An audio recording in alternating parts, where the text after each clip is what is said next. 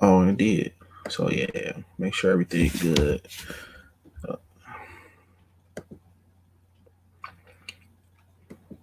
Hold on.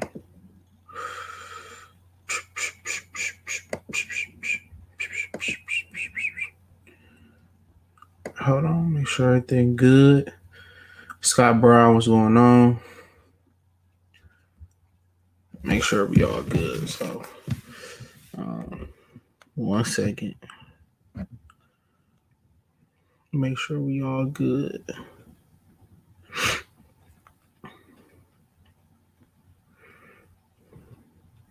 Yeah, give me 1 second, y'all. Make sure we good.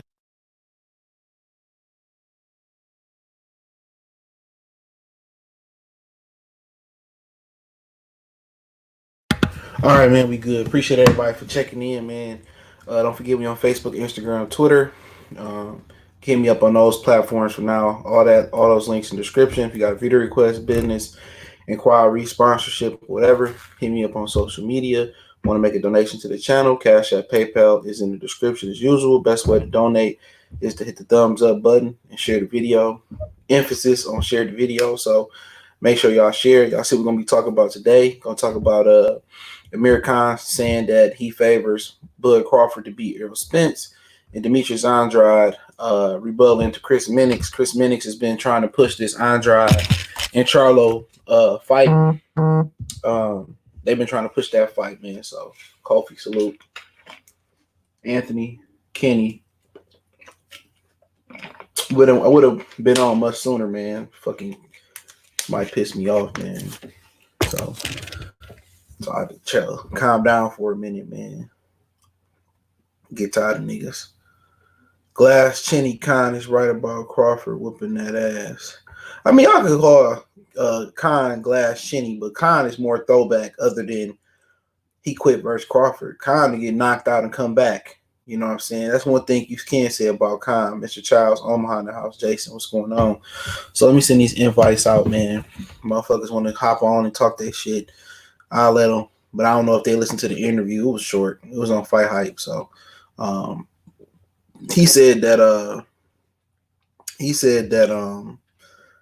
he talked about he just favored Crawford. You know, he was trying to be nice. You know, boxing is a fraternity. You really ain't trying to step on, no dude's toes. It's a fraternity. You know what I'm saying? You're not trying to say like motherfuckers gonna give you a half-hearted answer unless it's really a lot of disdain there. You know, and if it's disdain, it's anger or it's malice towards another man, anything, he can't give you clarity on a situation usually. Khan don't really have nothing against against Errol Spence. He ain't been in there with Errol Spence, but he been in there with Crawford, and he kind of praised Crawford's punching power, which I keep telling y'all, Crawford's probably the hardest punching nigga in the division. But nobody wanted to believe me on that. I didn't believe it, but he probably the hardest punching dude in the division. And he said, basically he skipped over Errol Spence in the Fight Hype interview. You know what I'm saying? He skipped over. He said, well, I want to see Bud and Mayweather. That's what he said. He said he want to see Bud and Mayweather. Francisco, salute. He said, I want to see Bud and Floyd Mayweather. And that's what he said. So, people going to get in their feelings or whatever, but I'm telling you, man, I ain't seen nobody beat Amir Khan ass like that. I ain't seen it.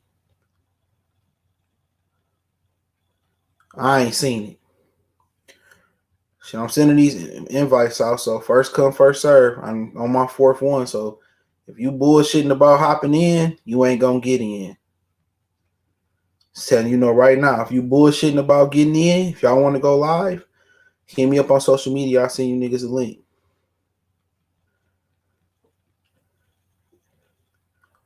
But everybody got their opinion, and Khan, it's always a disclaimer. You never know what can happen in an actual boxing match. You know what I'm saying? You don't know what can happen. I mean, Errol Spence going there and hit the nigga with a left hook to the stomach, and it'd be over with. He can touch him like Crawford touched Ndongo, and Crawford can go down. See, the difference between me standing on my power and saying I think Bud will win, and the difference between other motherfuckers saying Errol will win, I ain't gonna make no excuses. Crawford lost, he lost. I'm not gonna zoom in on his gloves. I'm not gonna zoom in on nothing. He just took an ass whoop. I can accept it, man.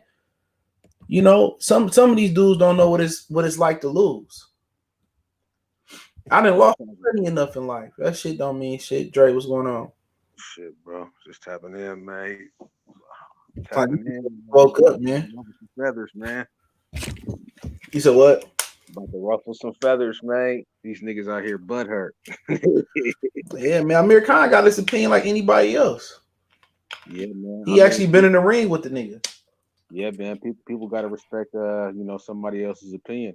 And I'm happy it's coming from a boxer's perspective, somebody that got into the ring with him. You know what I'm saying? It's not just one of these. But you know what they're gonna say? Well, Amir Khan got a glass chin anyway, and Amir Khan is. We ain't not talking about his shortcomings because, a motherfucker out here can get a opinion. But have you been in the ring before? Have you put on a glove before? Did you know Ali gloves was flappy? Did you know Foreman gloves was the same way? You know what I'm saying? Right. I mean, we can discredit anybody's opinion in boxing. Even if Sugar Ray Leonard gave his opinion, well, he sucked on TV. He sucked. He won for 55 in his last 56 picks. Man. You can nitpick anybody's opinion. You can get the Burt. You can bring Burt Sugar back alive. You know what I'm saying? Burt Sugar wasn't perfect. That's right. The thing about boxing. Your wildest fanboy can be right, and the most knowledgeable person can be wrong. This ain't no 7-game series, nigga. This one fight. You training 8 to 12 weeks for this fight. Anything can happen. Right. Anybody can be right. Anybody can be wrong. Yeah, man. I mean, he basically said, bro, like, just up close and personal, being in the ring with him, bro. He just different, my nigga. I mean, his skill set is one of it's one of a kind as far as what you see today in boxing. It's not many guys that you can name, that get into that ring and fight 3 minutes at a time with a woman. Ain't too many people who switch hitting. I mean, over the course of time, you had Hagler that did it. Bruh. You know what I'm saying? Hey, that's one of the only dudes who could turn to southpaw, and you wouldn't know if he was a left-hander or a right-hander. Like he right-handed, but when he turned to southpaw, sometimes he looked better in southpaw than he does with his original right hand. And then you look at that, you don't have no advantage then. Nah, bro, you have no advantage. I mean, what's Spence gonna be able to do with that, bro? What I mean, we already seen what he do when he fighting on his back foot. Sean Porter made him look real bad fighting on his back foot. That man can't fight on his back foot. And best believe when Bud start to figure him out, start to set up his shots, start to hit him with different angles, go from orthodox to his groove. When he saw, it's niggas like Bud and Pernell and Mayweather and Ward and Bernard. You're gonna have to get them niggas early. Yeah.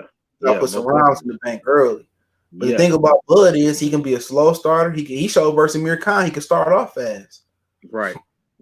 Yeah, so man. He's a difficult dude to be. It's gonna take a nigga like a Madonna, a Chavez, a Duran, or another motherfucking elite boxer. Even Sugar Ray Leonard might have a little problem with a nigga like him. Because Tommy Hearns was beating his ass. If that was a 12-round fight, history might be different. Because he'd have took that L to Duran, and he would have took that L to motherfucking Tommy early on. Yeah, because what they had back then, it was 15.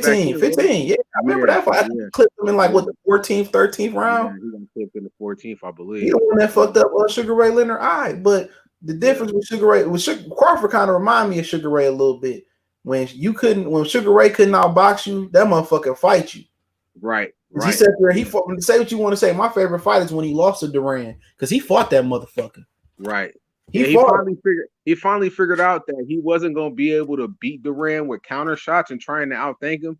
That's when he just went on the offensive and said, "Fuck it. If I get knocked out, I get knocked out." But you don't see too many niggas like niggas today going to safe mode. Yeah. Niggas be fighting Mayweather. They be like, "Oh, Mayweather can't punch." Man, nigga, you was going to safe mode the last 7 rounds like Shane Mosley. Hey, bro. I don't give a fuck what nobody say. Let that nigga hit you with one of them stiff shots and talk that, he can't punch shit. I don't want to hear that. Hey, motherfucker can say whatever they want, bro, sitting outside the ring. But when you get in the ring with that motherfucker and he hit you with one of them stiff I'm gonna tell you a story. One of the niggas I used to work out with in my gym and shit. Yeah. They was up in Grand Rapids back in the day. And motherfucker Floyd challenged everybody in the gym. I ain't never told this story on this channel. Everybody in the gym. Anybody that wanted to spar him, he'll spar with his right hand behind his back. Guess how many niggas signed up for that ass whooping? None. This was a young Floyd, nigga. This was the young Floyd. He was dead ass serious, dog. He was willing to spar any nigga with his right hand behind his back. Hey, bro. Hey, so that was Pretty Boy Floyd. Man, yes. Oh yeah, you really. Hey, that's when you'll get knocked. That's when you'll get your ass knocked out too. Motherfuckers on another level. Hey, bro. See, people. A lot of these new cats, bro. Say if you ain't 33, 32 and up, you don't. A lot of cats don't know about Floyd. Man, that nigga earned his spot. See, my problem with Canelo ain't that he get the benefit of the doubt. He just ain't earned it. Right. If he had earned that bitch the right way, I wouldn't have no problem doing what he doing. You know what I'm saying? But he didn't earn it. But you heard what Floyd said, though. You heard what Floyd said. Hold on real quick. Hey, Dr. Blick, I sent you a link. Samuel, what's going on? Renardo, what's going on? Go ahead. But you heard what Floyd said, bro. His last fight under Top Rank, they offered him $75,000, and Floyd said, "You know what? I'll take it."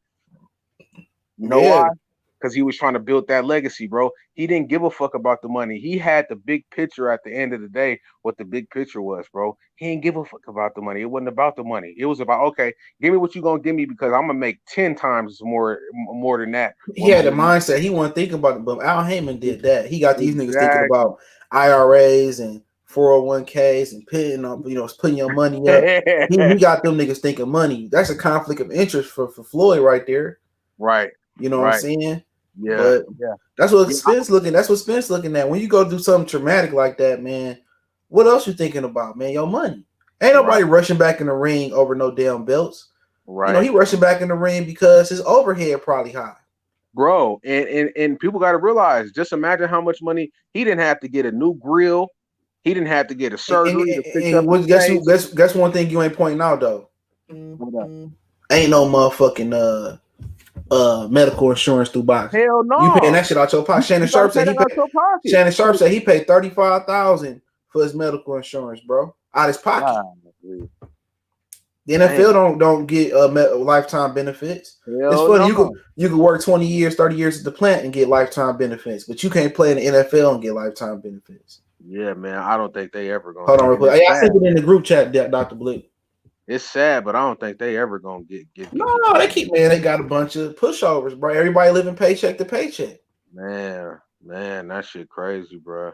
Yeah, man. I just, if you can't be see, I'm a fan of boxing, but at the same time, bro, I'm honest about, what I see. What I've said from the get-go is Errol Spence is a basic fighter. He's like the Frito. You know the Fritos chips. They got the Fritos, and then they got the chili cheese Fritos. Now they got the Hot Boys now. Errol Spence is the Fritos, just the regular Fritos. He playing, bro. He don't got elite speed. I think he good technically though. You got to say that when you got the technical, he sound. He's too technical to me sometimes. But compared to Bud though. Yeah, compared to Bud though. But the difference is he technical and he fundamental. That's gonna take him a long way, long as he don't, long as he stay clean. He seemed to got good genetics. He seemed to got good stamina. But when somebody matches his technicality, CJ, and can do it on both sides, on the southpaw and the right. That's why he's staying away from that motherfucker. Bro. Don't nobody playing the fight no nigga like a switch hit and be proficient in it. Man, nobody playing to fight nobody like Sean Porter neither. Sean Porter and Terrence Crawford is the game changers in the division. Hey, bro, when I seen Sean Porter in the second round, when Sean Porter had Errol Spence up against the ropes, and then Errol hit him with a counter shot, and it kind of turned, and then Sean bodied him and turned him and hit him with a left hook. I said, oh yeah, it's gonna be a long night. I said, oh yeah, it's about to be a good ass fight though. I wouldn't have mind paying the Eddie Ball for that. Hey, I actually paid for that. I actually paid for that one. I ain't even gonna lie. I actually paid for that one. I went to the movie theater. What's going on? What's up, Dr. CJ? What's up, fella? What's going on? Feeling, bro, tapping in. Yeah, I ain't gonna be too long because of my family, but I did want to talk about that topic, man. I'm really you breaking up a little bit. I said I ain't gonna be too long. I'm cooking for my family, but I did want to say something about that topic with Spence and Crawford. What the fuck you cooking, nigga? Some chicken. Oh man, lockdown chicken, nigga. Some fried chicken at that shit. I ain't had Man. that in a minute. Go ahead. Hold on, real quick. But Hello. Yeah, Dr. Blick. Yeah, my man's about to speak. Yeah, but let him go ahead. No, I think I gotta disclose this, man. I'm here in Dallas now, so even before that, I still was a Spence fan. But I really think Bud. I still think it's a 50-50 fight, but I think at the end of the day, I think Bud can edge it out because it's gonna come down to lifestyles and it's gonna come down to that nitty gritty. I really think Bud more of a street dude than Errol when it comes to growing up, having to get it the hard way. But he got popped in the head though, so he calmed his ass down. That's different though. Yeah. He got popped in the head. No, when I don't mean like glorifying the street. I mean coming up the hard way where if it's the 12 round, who gonna want it more? Him or Earl? But we seen a lot of street niggas in boxing, you know, get in there kind of. I think they're both mentally strong, but Earl not from that. He not. I think. Yeah, he not really, cut from that. Yeah, cut from that. But Crawford gonna want it. Earl gonna just be like, I'm either gonna get it or I ain't. And that's also Crawford kind of got that issue where, you know, he kind of like he gonna get it by any means, but then again, sometimes he get out of position, he get caught. That's his problem. I don't think Errol can knock him out though. You don't think so? I don't think you find it too safe to do that. Hey, CJ, a lot of people was talking about Ingus Kavalaskis, the Mean Machine, but that motherfucker could crack. No, the difference with the Mean Machine did. Mean Machine throw punch. He got good time and he throw punches in bunches. Yeah, that's the difference. Yeah, you know, he got that European style. Them niggas, they can time you. They put their punches together. They can say what they want, but I watched some of his other fights. That motherfucker could crack, bro. Mikey Garcia said he could crack. He used to train over there with them. He used to train over there with him and his uncle. Errol don't waste punches. And I felt like if Bud really did want to fight, he should have signed with Top Rank. I mean, he should have signed with PBC. It's not that easy though, bro. That's what I'm trying to explain. You said he should have signed with PBC. Has Errol fought Keith Thurman? But not even to that extent. It's not even about that. It's about they bought his contract. They bought his contract from somebody else. So that's what people don't know. They bought his contract from Matador Sports.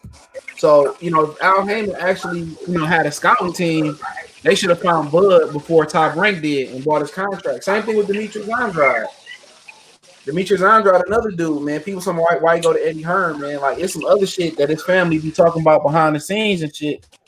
It's some other shit that be going on with him. And that he owed them Italian motherfuckers a lot of money. Hold on.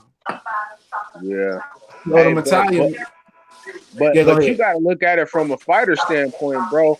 If you fighting and you earning 25,000-30,000, and then you got Bob Arum or Eddie Hearn coming off of you, you know, $2 or $3 million to sign, and then you gonna get $3 or $4 million to fight. Who gonna say no to that? But the difference was when nobody did the court, Bud was a nobody. I mean, ask Nestor from the boxing place. You know, Nestor knew about Bud before a lot of other promoters did. So Bob, you know, picked him up. You know, he bought Chris Scott, and then when your contract up with Top Rank, it's a little bit different. It's not like, oh, my contract up, I'm a free agent like Giannis at the end of the year, or I'm a free agent like LeBron. No, they got the right to match any offer. And Bob Arum will sit you on the shelf until you take the contract, or you be fighting in court like Mikey. So same thing Al Heyman can do too. You know what I'm saying? Right. So it's kind of like. Go ahead. People forget Floyd bought himself out of his contract as well. Yeah, Andrew just bought himself. Any reason had nowhere to live.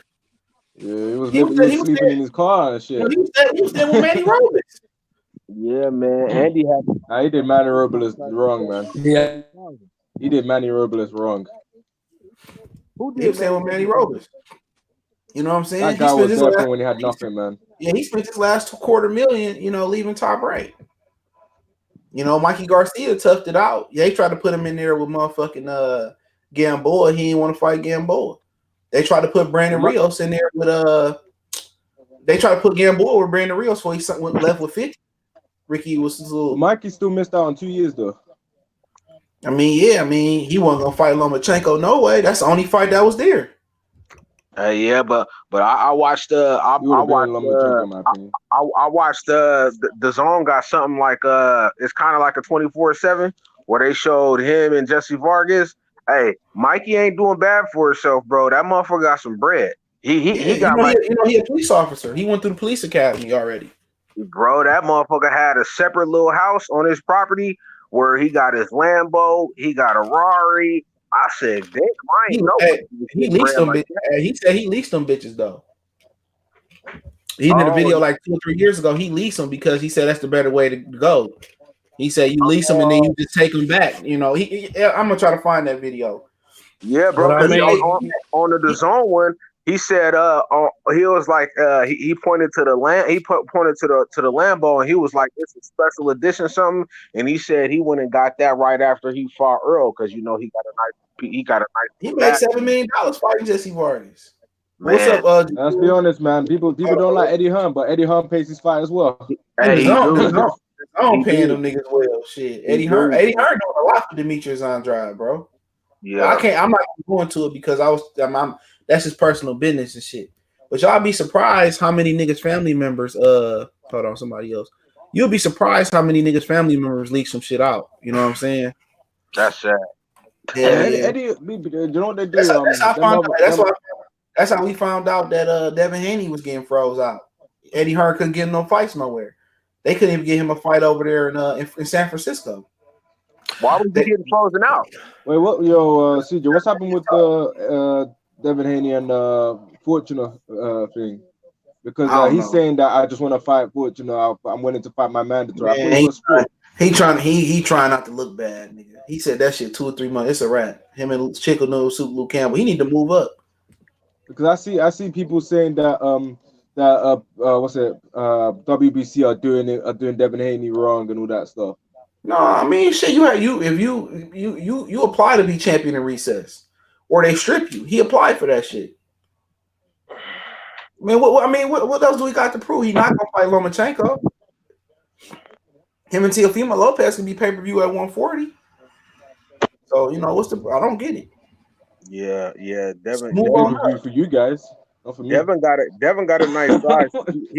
Devin Haney got a nice size on him too, bro. I just don't know if he's ready for 140 right now. I think What's there to be scared of?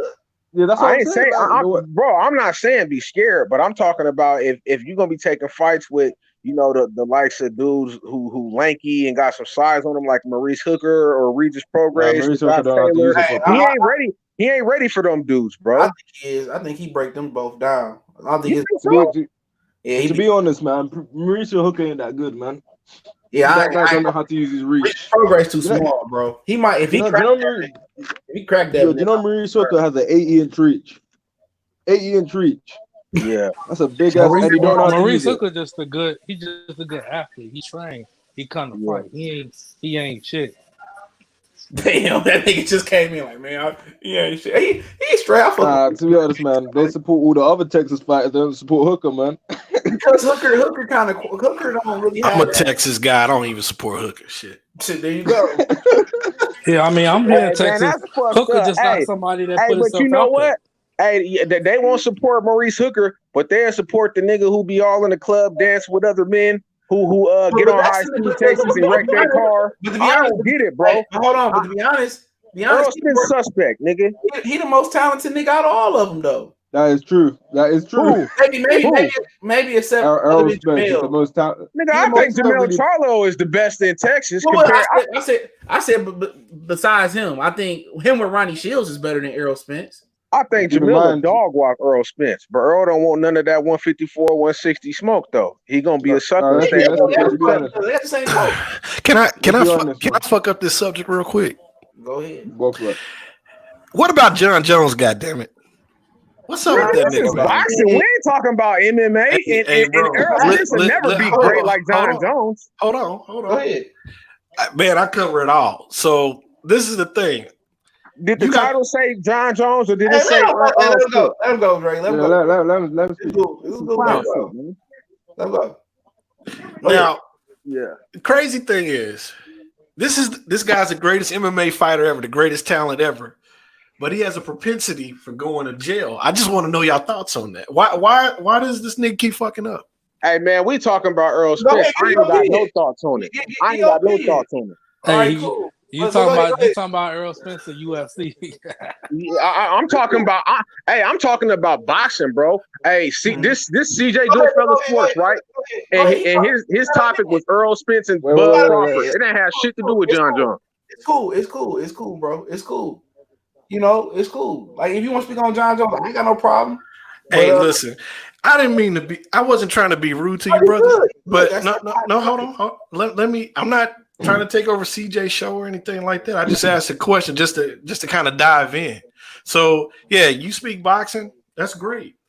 That was just the news of the day. It's kind of a slow sports, situation right now because of the coronavirus. So I was just interjecting. He need to leave. New Mexico.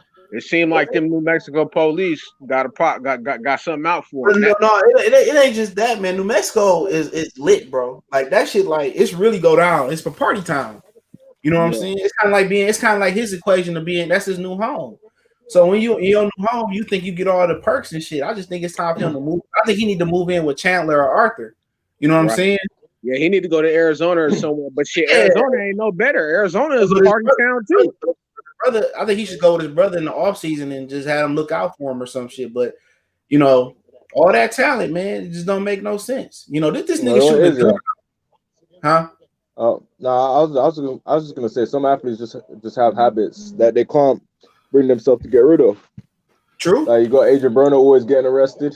Even Floyd in his early days, he would get into trouble and stuff. I ain't even talking about him. This nigga got arrested and then like 2-3 hours later he bailed out and had a kid. Hey, bro. That's how you know Broner Shay without fighting. Wood said, "I sent you an email." How many kids does this dude have? Wood, I sent you an email. He said, Fred got his channel suspended for a week. Hey, Fred be taking L's left and right, man. Hey, man. Yeah, you see what Ishai Smith did? He better not never go back to Vegas, bro. He a better man than me, bro. If Ishai Smith came at me, I'd just went below the belt. I told Lion Killer. Let's be honest, man. His life was better when he had that clean shave. He grew a beard. He changed it up, man. Crazy, but with John Jones, man, just he already right to me. Other than the past shit, he probably one of the greatest fighters in MMA. He was. They was about to dip. They was dipping down before him and Conor McGregor came back. And then him and McGregor when Ronda Rousey fell off too, they lost a lot of fans. Hey, bro, John Jones and Conor McGregor single-handedly saved UFC. And that nigga could be jumping out the cage. That did it for me. That was one of the greatest sporting moments. That was the greatest moment last year, bro. Last decade, bro. Bar none. The reason that I segued in with John Jones is because I was thinking about it today when I heard the news. Deontay Wilder and several of these fighters in boxing get treated in a way that John Jones actually commits. You don't hear about Wilder committing crimes. You don't hear about Wilder being drunk. You don't hear about other fighters doing shit. You hear about Errol Spence and his nightclub parties, him dancing with men, from what I've heard from CJ, stuff like that. But ultimately, John Jones gets a pass because of the sport that he's in, because that sport is dominated by a certain segment of people versus boxing, where people are scrutinized like a motherfucker, but not even doing shit. John's out there doing crazy shit. I don't know if y'all know much about it, but the guy hit a pregnant lady in a car. Yeah, and fled the scene. Who? Yeah, John Jones. That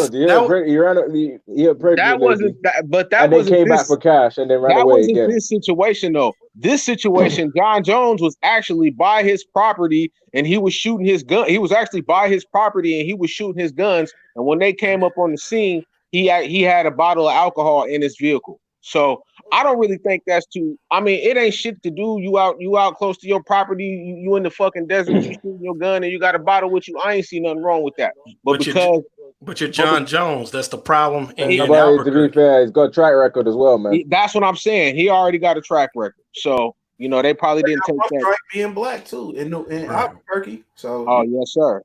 Yes, sir. And the white got that supremacy money though. He'll be all right if you need him. Bro, they gonna explain it like I just did. They do a good job of mopping up people's garbage, man. That's a part of it being a dictatorship.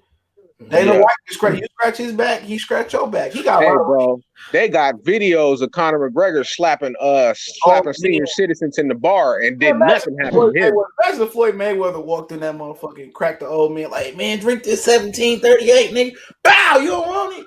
Man, he would have been in prison. He would have been in prison, bro. Shit, that happened, and Conor McGregor fought 2 months later and made $10 million. Don't forget, he stumped my man's phone out in Miami too. Oh yeah. He sure did. I forgot about that. Bro. So bro. If he was an African from like Zimbabwe or Ghana, Donald Trump would have been got his papers, bro. Hey, bro. If a New York came over here smacking niggas up and stumping their phones out, Donald Trump would have him back. Donald Trump will be saying this because he had the freaking virus, man. He be racist as shit. Hey, Sergey Kovalev must be KGB because that nigga over here getting in fights with airplane stewardesses. He raping females and shit, getting drunk DUIs. His paper's still good. I said, bro, Kovalev got Vladimir. Real question though. Who would you allow to drive you across the block? Errol, Spence, or Kovalev? I say Kovalev. Kovalev can at least beat a dog and a woman when he is drunk. He can function. Kovalev look like he'll fight 10 motherfuckers and give them all the business. Hey, that's they do in Russia. They work shot. But hold on real quick. Hey Wood, I sent you an email, bro. Did you respond? Yeah, bro. Earl Russia, that train is Earl ain't built crazy, like that, man. Kovalev is a motherfucker, bro. Hey man, them motherfuckers wake up, motherfucker. You go Khabib wrestling bears, man. You see Batavi doing them press up with his hands like the other way around and shit. Yeah, they be training crazy. Better be Batavi on some other shit. I won't fuck with him. I'm shooting him. Hey, Batavi is in my pound top 5, bro. I got Batavi as number 4. Yeah, bro. I like Better Be It, bro. When he beat Hot Rod, I became a fan. Is it Batavi or Better Be It? I call it whatever I feel like. Better Made Chips, Batavi. I appreciate you. Yo, what's good, Jaleel, man? It's been a while, man. Congrats on your channel back. Shout out to Dr. Blake, Lion Killer, and Dre Berry. I appreciate it. CJ. That was good, man. It's been a while, man. How are you? Get it, Dr. Blake. Hey, I'm gonna tell y'all something. Don't that nigga Dr. Blick sound like Hat Man? I think that's Hat Man. I sound nothing like Hat Man. Yeah, y'all do. Your voice just not that deep. You probably play with that voice recorder shit, man. Hey, Dr. Blick, you really sound like AJ, bro. I ain't gonna lie. I don't sound like AJ. Bro, you sound just like I'm not trying to clown you, Blick. You sound like AJ, bro. I ain't clowning. I'm being AJ money, bro. Of course I wish I had that AJ money. AJ could get a lot of chicks, man. He just chooses not to, apparently, man. Did you say AJ could get a lot of chicks? He could. A lot of women love AJ here. Hey, Dr. Blick, you come over there, bro. Give us the 411, bro. Do he got a wife or a girlfriend or kids? I know he has a kid. No, they just did a story on him about his ex-girlfriend. She cold-blooded though. What happened? That shit the other day, I think yesterday. Hell yeah, she was cold. She was a sister too. Oh, okay. All right. So AJ with the Buttocks team. Okay, all right. I think he with the. He might be playing on both teams. I don't know, but he is ex-daddy though. Hey, but you know what though, bro? They interviewed him on CNN. And they thought he was gonna be like, have some Thomas ways. And he let them know, just because I'm from the UK, you know what I'm saying, I'm still an African. You know what I'm saying? He let them know real quick, like I still see myself as a black man. I kind of got a lot of respect for AJ, bro. Everybody liked AJ when he came on the scene until he pulled that whole ass shit with Wilder. And what's the funny thing about it is, didn't nobody ask him to fight Wilder at the time. Nobody. Yeah.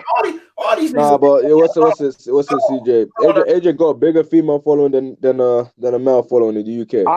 That's cool. So do Oscar De La Hoya. I believe that. But all these niggas that be talking bad about AJ now, everybody thought AJ was the future. Ain't nobody believe in Wilder like 5 years ago. Yeah, I'm gonna lie, man. I thought was gonna beat him. He definitely overachieved. Yeah. Yeah, Wilder does look like them people that Kimbo Slice will be fighting on his YouTube videos, man. And he already in the dirt, but he hit Kimbo ain't eating that right here. Remember that white cop got in his ass? That white cop beat the shit out of Kimbo Slice, the ex-cop. Oh, he picked the wrong hunky that day. Man. that white boy got down on his ass. It's always one. What that nigga Muhammad Ali say, he said, you know, his mama said it's always somebody bad. He said, mama, somebody got to be the baddest. It's billions of people in this country. Somebody got to be somebody. Yeah, I give Wilder this, man. He overachieved. He wasn't meant to be a world champion. He should be Hall of Fame for overachieving. Hey, bro. Yeah, with the most limited skill sets. Everybody, I ain't gonna lie. I ain't seen nobody more limited than Wilder in my boxing career. Hey, bro. We gotta admit though, CJ, that ain't it. It takes a skill to be able to just sit back and wait for it and pick your shot and deliver it. I give him that. I ain't saying he ain't got no skills. I ain't saying his fight night should be all zeros and one right hand and 99 power. Hey, bro, like when you sat back and I sat back and I watched that Ruiz 2 fight, bro. That the way he sat back, he stalked that nigga like a predator. He's like, okay, I'm gonna let you get these shots off. But bro, when he picked his shot and he let it off, it was like his hand shot out of a cannon. I said, that's a bad motherfucker. I don't care what nobody say. I'm picking Wilder in that Wilder Fury 3. I don't care what none of y'all. You are. I don't know what you be smoking. I'm going to that shit. I'm not touching no bets. If you went not saying nothing. I'm just watching. Hey, I didn't say I'm. I didn't say that I'm. I didn't say that I'm a bet on it, Dr. Blick, but at the same time, it's some shit coming out about Fury where he shouldn't even be boxing no more. Period. Point blank. He got Bob Arum. Yeah. All that up. Yeah. Well. Keep in mind, Wilder hasn't said nothing, man. Because he got a bag. Wilder ain't doing no Triple G. He ain't doing no Triple G. Triple G was getting the bag in that second fight. And it was still... Bro, they paying Wilder to keep his mouth shut, bro. Exactly. Gotta be. They talking about slander. There ain't no slander, nigga. It's a fact. It's a fact. All of this shit coming out. And then the doctor, not the doctor, but the farmer came out and submitted his paperwork to UCAT and just showing what his inventory of his animals been for the last 15 years. That's the same day he did that is the same day when Fury said, okay, I'm going to drop my license. That's why Fury said, I'm going to never fight in the UK again. He said that shit in the beginning of the year, matter of fact. Yeah. So he already knew about this, bro. That's why I'm saying he a fucking liar. That's why he bought a house in Las Vegas. Let's be honest, man. That's probably why Billy Joe Saunders still over here fighting and shit. Hey, Dr. Let's eat wild boar in the UK, my nigga. Let's just I've never heard anyone eat wild boar, period. Eat wild boar anywhere. Right. Besides the small countries, them third world countries, though. Right. Yo, CJ, one thing we can admit, Fury is one of the greatest con artists in boxing, man, as a fighter. For sure. I'm telling you, bro, for sure. When I was saying he was cheating, I was a hating ass nigga. Remember that? I was telling y'all from the beginning. I said Wilder should let a sleeping dog lay, bro. Nobody wants Fury great came back, and now he's painting the picture that he had one of the I'm greatest Vladimir stories in boxing. Vladimir Klitschko didn't sue him, bro. Vladimir Klitschko wanted to fight him again. He didn't want to fight. Notice how everyone that's got their ass whooped by Fury bad. They wanted the rematch straight away. Hey, I think, like I said though, bro, don't think that. I think that Wilder training like a motherfucker right now while we talking. Hold on. He's gonna be training properly. Hold on. United Soto Nation, I see your channel back. Appreciate the super chat. He said Fury wasn't a cheater to the kid. No, Fury always been a cheater. I've been saying that ever since I found out he felt that test for Vladimir Klitschko. I fuck with Vladimir. When he treated against bro, against they got to look at the title eliminator Christian before Hammer. he fought Klitschko. Was it? Yeah, I think it was Christian Hammer. He treated against Cunningham as well. Yeah, it took him 15. It delayed the start of the fight 15 minutes because they had to go get another glove. They had to untape because his hand wasn't fully in the glove and the ref caught it. This shit happened back in 2014, 2015. So it ain't like this is nothing new, bro. He got caught before with his glove. He got caught with PEDs. He owned that booger sugar and that powder. This ain't nothing new about this dude. So I don't understand. The funny thing about it, Lion Killer brought up a good ass point. He said this nigga never defended the title in his career. Nope. Man. I was saying this, man. Anytime Fury gets a big win, his next fight after that is subpar. Hold on. He's good at being inconsistent. I emailed you, Wood. Email me back, and I see you a link. Go ahead. What I initially said. Go ahead. What can Wilder do in a rematch? Like from a skill, like what can he actually do? Hold on, real quick. Let Lion Killer go. Then we'll get to that. Go ahead. Champions are defined by the title defenses, not when they win. Because if people were considered great champions, then Rockman would be a great champion. Douglas. Exactly. Jimmy Ellis. You got people going all the way back that got titles. But the thing is, Tyson Fury, when he won against Klitschko, it all fell apart quickly. Whether that was a drug test, whether that was drugs, whatever it was, he hasn't defended a title. What we have seen with Fury is that he's quite inconsistent with fighters. When you look at his resume, who else can you name on his resume aside from Klitschko and Wilder that are perennial? None of them. He's pretty much fought British cab drivers and sous chefs. So that's how I view it.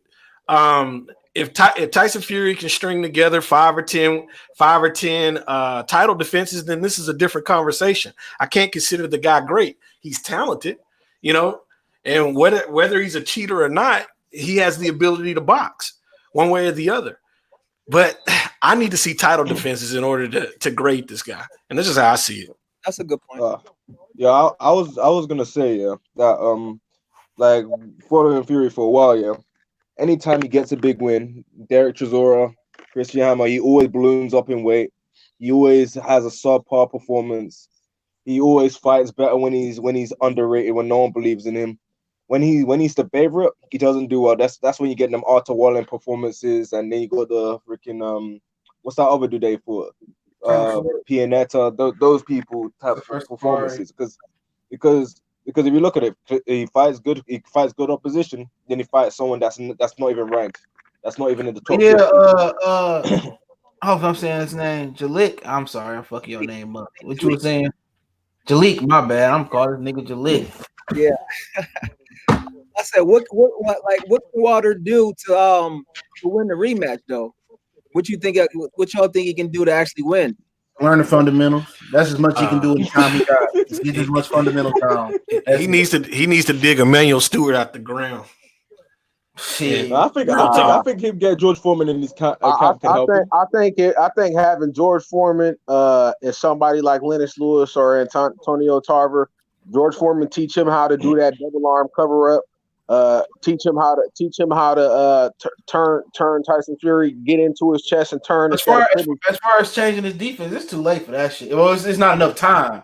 I would just tell him master the fundamentals. That's all you can, as much as you can. That's all he can. He needs to know. He needs to know different variations of the jab. It's like I brought up in my video. He need, first of all, footwork and balance are key to a boxer.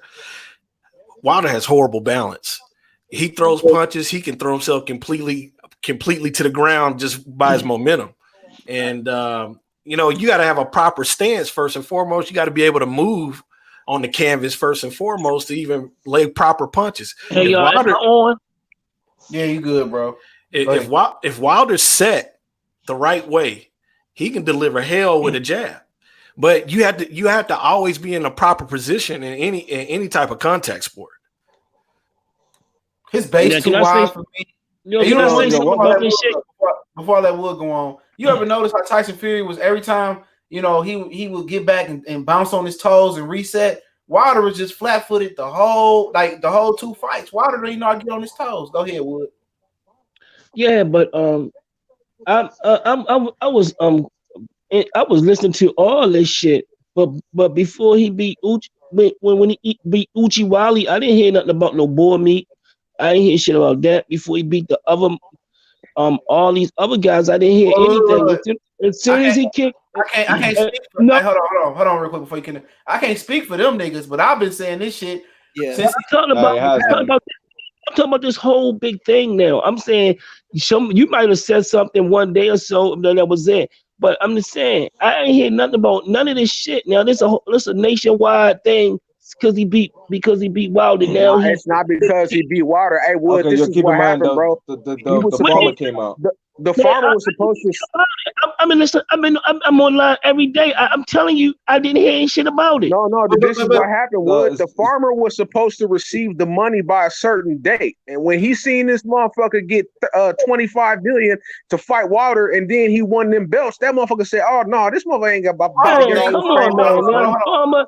The farmer come out. Now the Farmer Brown come out. Farmer Brown come out nowhere, man. Fury, man. I'm telling you, I'm online every day. I ain't hear shit about it. Yeah, until he kicked Wilder ass. Look, I spoke about it when that nigga came. I said that motherfucker cheater. They backdated his suspension. They swept it under the rug. I said it, but nobody wanted to believe me. Yeah, that's It's this nationwide. It's this nationwide thing. All right, I'm asking you a question.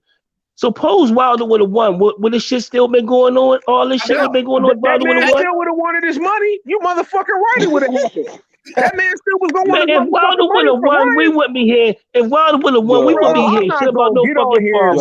I'm not gonna get on here and say for a base head. We wouldn't be hearing none of this shit. If Wilder would have won, we wouldn't hear none of this shit. Hey man, you can get on here and say for the base head white boy all you want, nigga. I ain't doing it. I don't give a fuck about a white boy. I'm just telling you the fucking truth. Fuck a white boy and a black boy. This shit wouldn't be going on if Wilder would have won. Hey, that's a fact. Okay, Captain. I got a question. Fuck, I ain't trying to say shit. This shit just wouldn't be going on.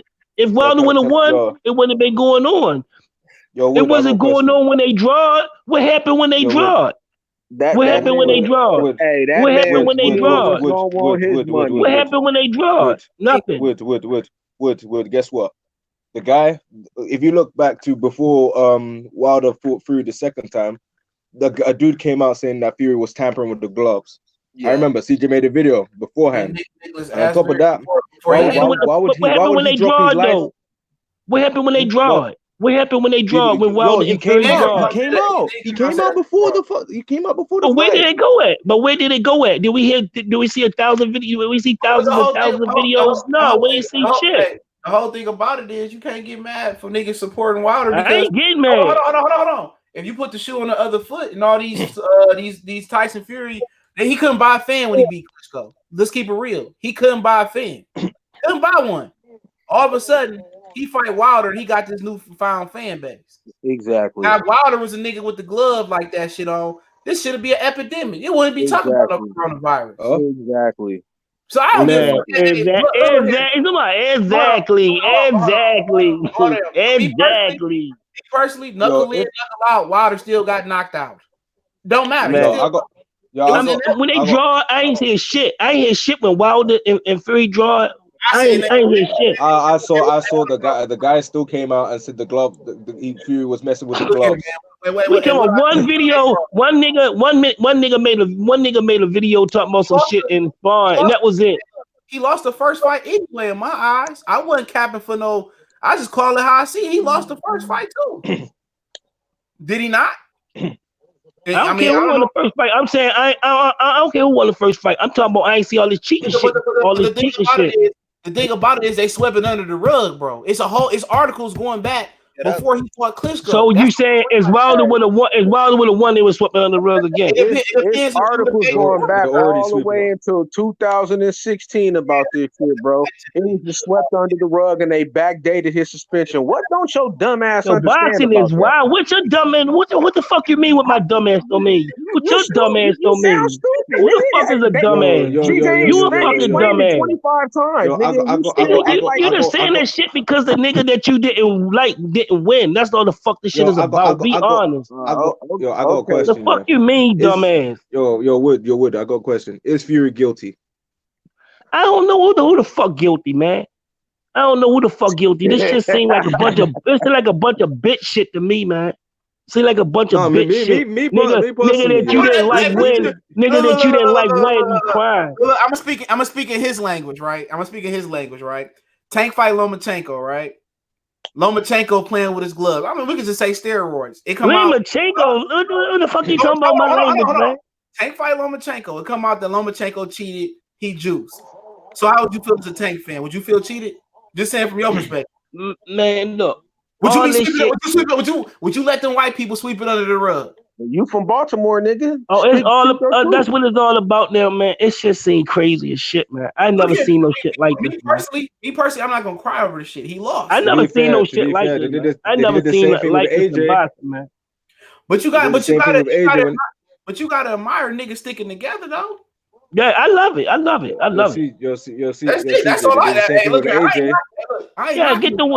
get the white boy out there because you can't beat him in the ring. Yeah, get him out of there, man.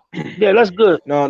Get him out of there. So are you saying it's a conspiracy that PBC then went and dug up a fucking farmer to make up a story? Is that what you really? Yeah, get him out of there. I don't know what. I don't know at this point. I don't know what the fuck going on. I don't know what the fuck going on. Okay, all right, bro. I can say what the fuck I want to say, man. What the fuck you mean? What I'm talking about? Hey, bro. Like I said, if you don't know for sure, then why would you even say anything? I understand because the whole shit looks suspect because it's Wilder would have won. We wouldn't be hearing all this dumb shit. That's what the fuck I'm saying. When Wilder had a draw, did you hear excuses after that? Wood? I ain't hear shit. No, did you hear excuses on Wilder? The referee not counting too long. Did you hear excuses after the draw? Yep. Didn't they make excuses? I never heard no shit like this going like this. No. I heard a few things. But I ain't hear shit like this. Y'all keep going on with the shit, man. Go ahead and get the white boy out. Go ahead on and get the white boy out. Get him out the paint. All I'm saying is, did they make excuses when the nigga had a draw? Yes. Yeah, they made excuses. You know what we talking about, right? They made excuses, right? Oh, yeah. They pull out their stopwatches, right? We all know. Does everybody play Fight Night? Do the referee go 1, 2, 3, 4, 5, 6, 7, 8, 9, 10? No, it's 1, 2. So niggas that's pulling out stopwatches, you think they won't be something illogical? They will be, they wouldn't be logical about something like this. It don't matter. Tyson Fury won. When Margarito had the raps in his hands, did they go back and take his wins away from Cotto and all that? No, they didn't. So boxing to show you he lost. Get over it. Wilder ain't spoke on it. That seemed more weird than anything to me. Al Heyman and Shelly Pickens don't care about his black. Wilder don't gotta speak on it. He got thousands of motherfuckers speaking on his shit. If your son go do some shit, break into a car, he go to jail, he go on the stand, he won't say nothing. You can get the best lawyer out there. You can take the stand, but if he don't defend himself, so I can't defend a nigga who won't defend himself. I can't. So if he lose, if he go back and he fight the trilogy, that is what it is for him, bro. But it wasn't if Tyson Fury did the job and he wanted to stick in for another 5 or 6 years, a nigga was gonna expose him eventually, though, bro. It was inevitable. Hey, it's just y'all doing a good job. Fury basically done. He basically done. Y'all did an excellent job. He basically done anyway. Complexion for the protection. He fighting October 3rd. What in the MGM Grand they said it's gonna be? Yep. Yeah. CJ. I'll be there. CJ. Go ahead. My thing is this, yeah. They made excuses for when AJ lost as well. Yeah, right. If Wilder somehow some miracle come back and beat Fury, him and AJ is bigger than they've ever been. I agree. That is true because they're both even more vulnerable. Because you see they both get knocked out. Do I say, oh, Tyson Fury that lost to me? Man, no, I don't mean. Hey, CJ, this is the whole thing, bro. If you innocent, right? Why would you move to Vegas, get citizenship in the United States of America, tell people last year that you will never fight in the UK again, and then when this come up, you drop your fucking license in your native country? Why would you do that if you innocent? But they act like he didn't cheat 3, 4, 5 years ago. Man, like if I'm innocent, nah, bro, we about to go to court. I'm about to bankrupt UPAD, and I'm about to keep my license and my fucking belts. But the motherfucker already told y'all last year he was never gonna fight in the UK, right? Then this come up and he dropped his license. And then who is this talking right now? Dre. Dre who? Dre Berry. What? Bro, this is all facts. He said last year he was not going to fight in the UK ever again, right? Then Sound this like Drew comes up. Titan. Then this comes up. No, this is all. Hey, sound like Drew Titan. Hey, Dr. Blick, am I lying? Am I lying, Dr. Blick? You from the UK? You know. When this came up, he dropped his license, so they could not investigate him. No, because to be fair, if he lost it, he was gonna get an 8-year ban. But if you're innocent, Dr. Blick, why would you drop your license? So they wouldn't dig further into it. That is true. They're gonna. If you ain't got nothing to hide, you're not gonna drop your fucking license in your native land. That's like fucking Errol Spence. That's like Errol Spence fighting over in the UK, and then they want to investigate this. They want to investigate to see if he was taking steroids with Vada, and then he dropped his license in America and move over to the UK. Motherfucker, you guilty. You guilty. Yo, CJ, one thing I can say, UK fans are gonna be. I mean, actual facts. What is he guilty? What is he guilty of? He guilty of having a farmer who ain't never raised wild boar. But the thing about it is that's 5 years ago. How old is this wild bullshit? About 5-6 years old, right? 5 years. It don't matter when they backdate your suspension and they say, "Hey, we're gonna put this off. We're gonna put this off for 4 years, and then in another 4 years we're gonna bring it up, and then we'll see what the deal is." Also, to kind of change gears after this, also it was a rumor going around. I got from 2 different sources that he failed the drug test for this fight. So they could have swept that under the rug too. But hey, he won. Let's just move on. It ain't shit we can do. They didn't go back. Burrito rap. Come off a farm and wild bull. What boxing turned into the young and the wrestlers and shit? That was the thing. If that turned out to be true, Vladimir Klitschko can sue him. Right. Then he can sue him because he cheated him. He juiced up before that fight. You know what I'm saying? Super Safari, Pinata, Tom Schwartz, Otto Wallin. That means he was never lineal champion then. A toothless farmer come out nowhere. But what you don't know is this, Wood. He wasn't the only nigga to get caught popped though. His cousin popped for the same shit. Yeah. And who the fuck eat wild boar? His cousin popped for the same shit. So it ain't no isolated incident. But who eat wild boar? Wood, do you eat wild boar, bro? Have you ever heard of any motherfucker eating wild boar? Uncastrated wild boar at that. That was the excuse. He ate uncastrated wild boar. It's the same thing with wild boar. Yeah, I'm saying here, gypsy. Who know what the fuck gypsies eat, man? They might eat that shit for breakfast. Who the fuck knows? Oh my god, man! You don't eat that, man. The thing about it is, he used the motherfucking the oxyfrene as a nose, but it's over with. You know, it ain't nothing we can do. We can sign a petition. 100,000 times over again. The boxing not changing is win. Have you ever ate breakfast with a gypsy man from overseas? I know somebody in this chat. I don't want to. Hey, that's the worst. I know somebody. I don't know if you want to. Have you ever ate breakfast with a gypsy? They might eat that shit like bacon. They might fry that shit up like bacon. I know eat that shit with their eggs. I know somebody that's on live with me right now that worked with gypsies before. Now, if you want to come on and tell his experience, get him on. Get a gypsy on this bitch, and we'll find out do they eat that shit like bacon. You know, damn wild boar, nigga. That's worse than a pig, nigga. Exactly. How the fuck you don't know gypsies don't eat that shit like bacon? Right here. Go ahead and speak on it, bro. I don't know what they eat, but I don't like doing business with them. I put it to you like that. Well, then we need a gypsy then. Yeah, well, I'm gonna ask this question. Then we move on to Charlo and Boo Boo. Ask this question, bro. And I gotta ask this to Wood. Do you have a disdain for Wilder? And I'm asking this shit as a man to man. Because I have a disdain for Wilder? No. I like Wilder. Do you feel some type of way because of how the LDBC kind of pushing this narrative that they just won't eat their L on Wilder? No, the whole shit seem funny as shit, man. All this cheating and all this wild, this shit seem mysterious. All this fucking niggas spraying pixie dust in his eyes and shit. Niggas trying to poison the nigga. This shit going too fucking far. Now they getting a fucking farmer. Now a farmer come out, a toothless farmer come out nowhere talking about he won 25,000. Man, it's too much wild shit going on, man.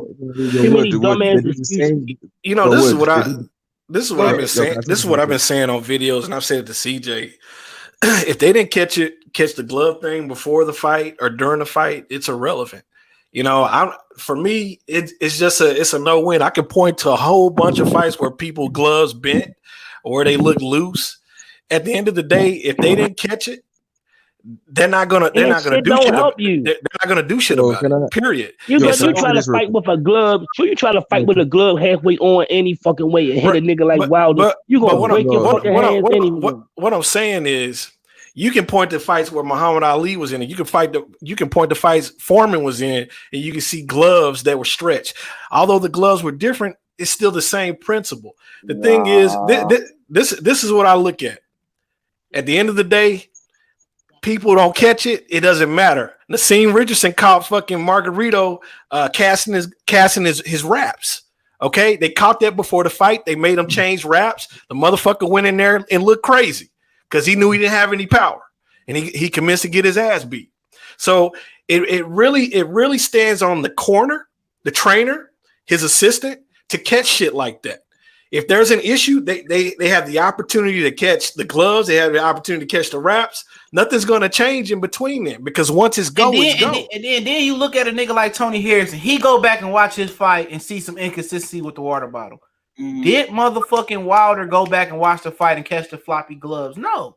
Did he complain about the floppy gloves was in the first fight. The floppy gloves was in the first fight. It wasn't even in the second fight. Yeah, he didn't go back and do nothing. His team, did they even rewatch the fight?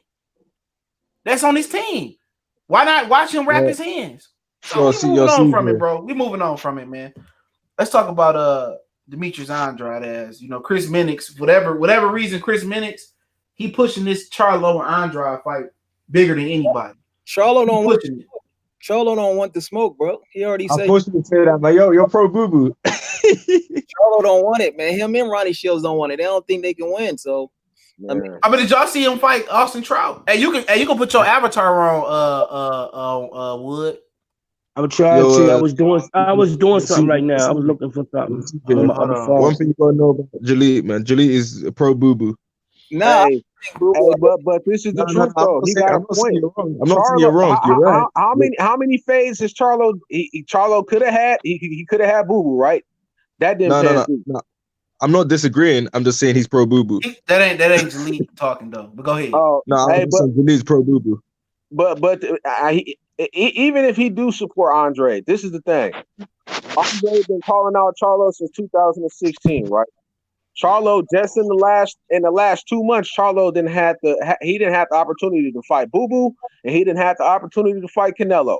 The motherfucker turned down $15 million. Shit, Danny Jacobs only got 12. He ended up getting 15 though. He ended up getting 15. Okay, but God, I mean, come on, man. Like this dude don't want to fight nobody. Well, the funny thing about it is, I never got an explanation from people at PBC why he didn't take the fight. Because he thought he was worth 20. He thought he was worth 20, and he a damn lie. So they never gave me an explanation why he turned the fight down. They never gave me. They didn't know why. They going if he can't really beat Korobov like that, his confidence is shook, bro. You can just tell by certain fighters, bro. And their team, they say your manager ain't supposed to put you in a fight. People talk about the Korobov fight. Go back to the Austin Trout fight. He barely beat him. Exactly. He's not. It's another southpaw. He doesn't. Go ahead. No, I was just gonna say. I remember you in your video that you made today. You said he wasn't that he ain't ready. He's 30 years old. When's he gonna be ready? But remember, he was the football brother. He was the football brother. Jermall is the boxer. But like I said before, he kind of remind you of Wilder, bro. He remind you of Wilder. He not as accomplished as Jermall. Jermall was the fighter. Jermall played football. So when you talk about, Wilder at 30 years old, that wasn't the best Wilder you was gonna get. So I think Charlo's still improving though. He's still young in the sport. He a late bloomer. He a late comer to the sport. So he can do some things to get better. You know what I'm saying? But it seemed like a lot of Ronnie Shield fighters right now. It's only two of them I think of, other than Rigondeaux, him and F.A. and John Boy. They kind of hella stiff. Yeah, they stiff. Then Ronnie Shield used to train Pinal. He might have. I know he traded Mike Tyson. Yeah, but like I said before, I think Charlo got a chance to win though. Hey, Ronnie Boo ain't Shields fought nobody train like. guys just like Derek James, bro. All his fighters look the same. Yeah. Every single one of them. How can he win though? Besides a puncher's chance, break that down. But he got anytime you got a really good jab. Okay. You got a really good jaw. You got really good stamina. You got really good stamina, and you got that type of power. You got a chance. So Ronnie Shields is a solid trainer. You think he's a puncher? Down the street, yeah, he's a good puncher. Yeah, he like if you say Golovkin is the A puncher of the division, which I think we all agree, even he old as hell, he's still the biggest puncher. I would say he probably a B plus. Hey, I think Better Be It punch harder than Golovkin. Yeah. Oh, no doubt. You talk about a light heavyweight that beat up on Usyk. I mean, not Better Be It, but Derevchenko. Derevchenko, that motherfucker's a beast, bro. I don't think he harder than Golovkin though. Maybe now. Hey, Derevchenko put that work in on Golovkin. They said you want to Golovkin ain't trying to win that. Hell no. Canelo, but with Charlo, he got good hand speed. He good athlete, so I think he'd be dangerous for Boo Boo down 8, 9, 10, 11, 12 rounds. Keep in mind, them Charlos, they are well conditioned. They're probably one of the well conditioned boxers in boxing. They got that special. That's all, but they can't box. Even with Mel was throwing a lot of was putting a lot of stuff on his punches, yeah, and he was still well conditioned throughout the stretch. The other motherfucker can box though. When he was with Ronnie Shields, Jermall he was with Ronnie Shields. He can't box that nigga now that motherfucker don't. Man, I don't even know who he is. But hold on, my boy Angel say, Angel say Charlo has a puncher's chance. That's it. Charlo hasn't displayed that he can really break down a pure boxer. Only reason why he beat he talking about Jermall. Only reason why he beat Harrison was he was showboat. No, Harrison got tired, bro. Yeah, it's damn. Yo, what's good, everybody? What's good going on, Banco? But the thing about Jermall, but also man, Demetrius Andrade ain't fought nobody like Jermall neither. He ain't had no top fighter. But the way he took out Suzuki, man, I ain't gonna lie, that was impressive. He'll dominate homeboy, bro. He'll take his confidence all the way out. And they beat both of the Charlos on the same night. Yeah, destroyed them, bro. Yeah, he would have beat. He would have beat. Hey Dre, I'm gonna let you back on in a minute. But we got 6 people on, but I'm gonna get you back on. But when if he would have fought Boo Boo back in the day, Jermall, he would have got his ass beat too. Yeah. Yep. Real talk. Jermall got like a few losses on his resume because if John Jackson didn't stop punching, I don't know what the fuck he was beating the shit out of Jermall Charlo, and then Bonnet really beat Jermall Charlo up too. Dennis Monterosa, that was a close fight right there. Man, go back and watch the John Jackson fight. I'm gonna take you 2 fights to watch. Watch John Jackson and Andy Lee, and watch John Jackson and Jermall Charlo. Both of them motherfuckers ended the same way.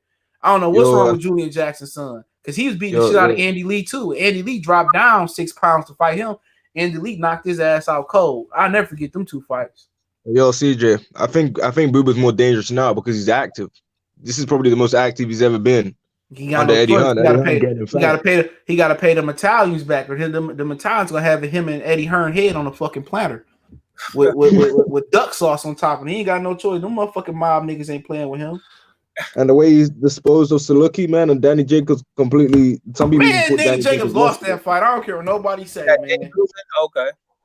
Yeah. I wish I would have went to that fight and been media. Like, nigga, you lost. You beat my ass. You touching M's. I'm gonna be touching them M's too after you put your hands on me. You lost that fight.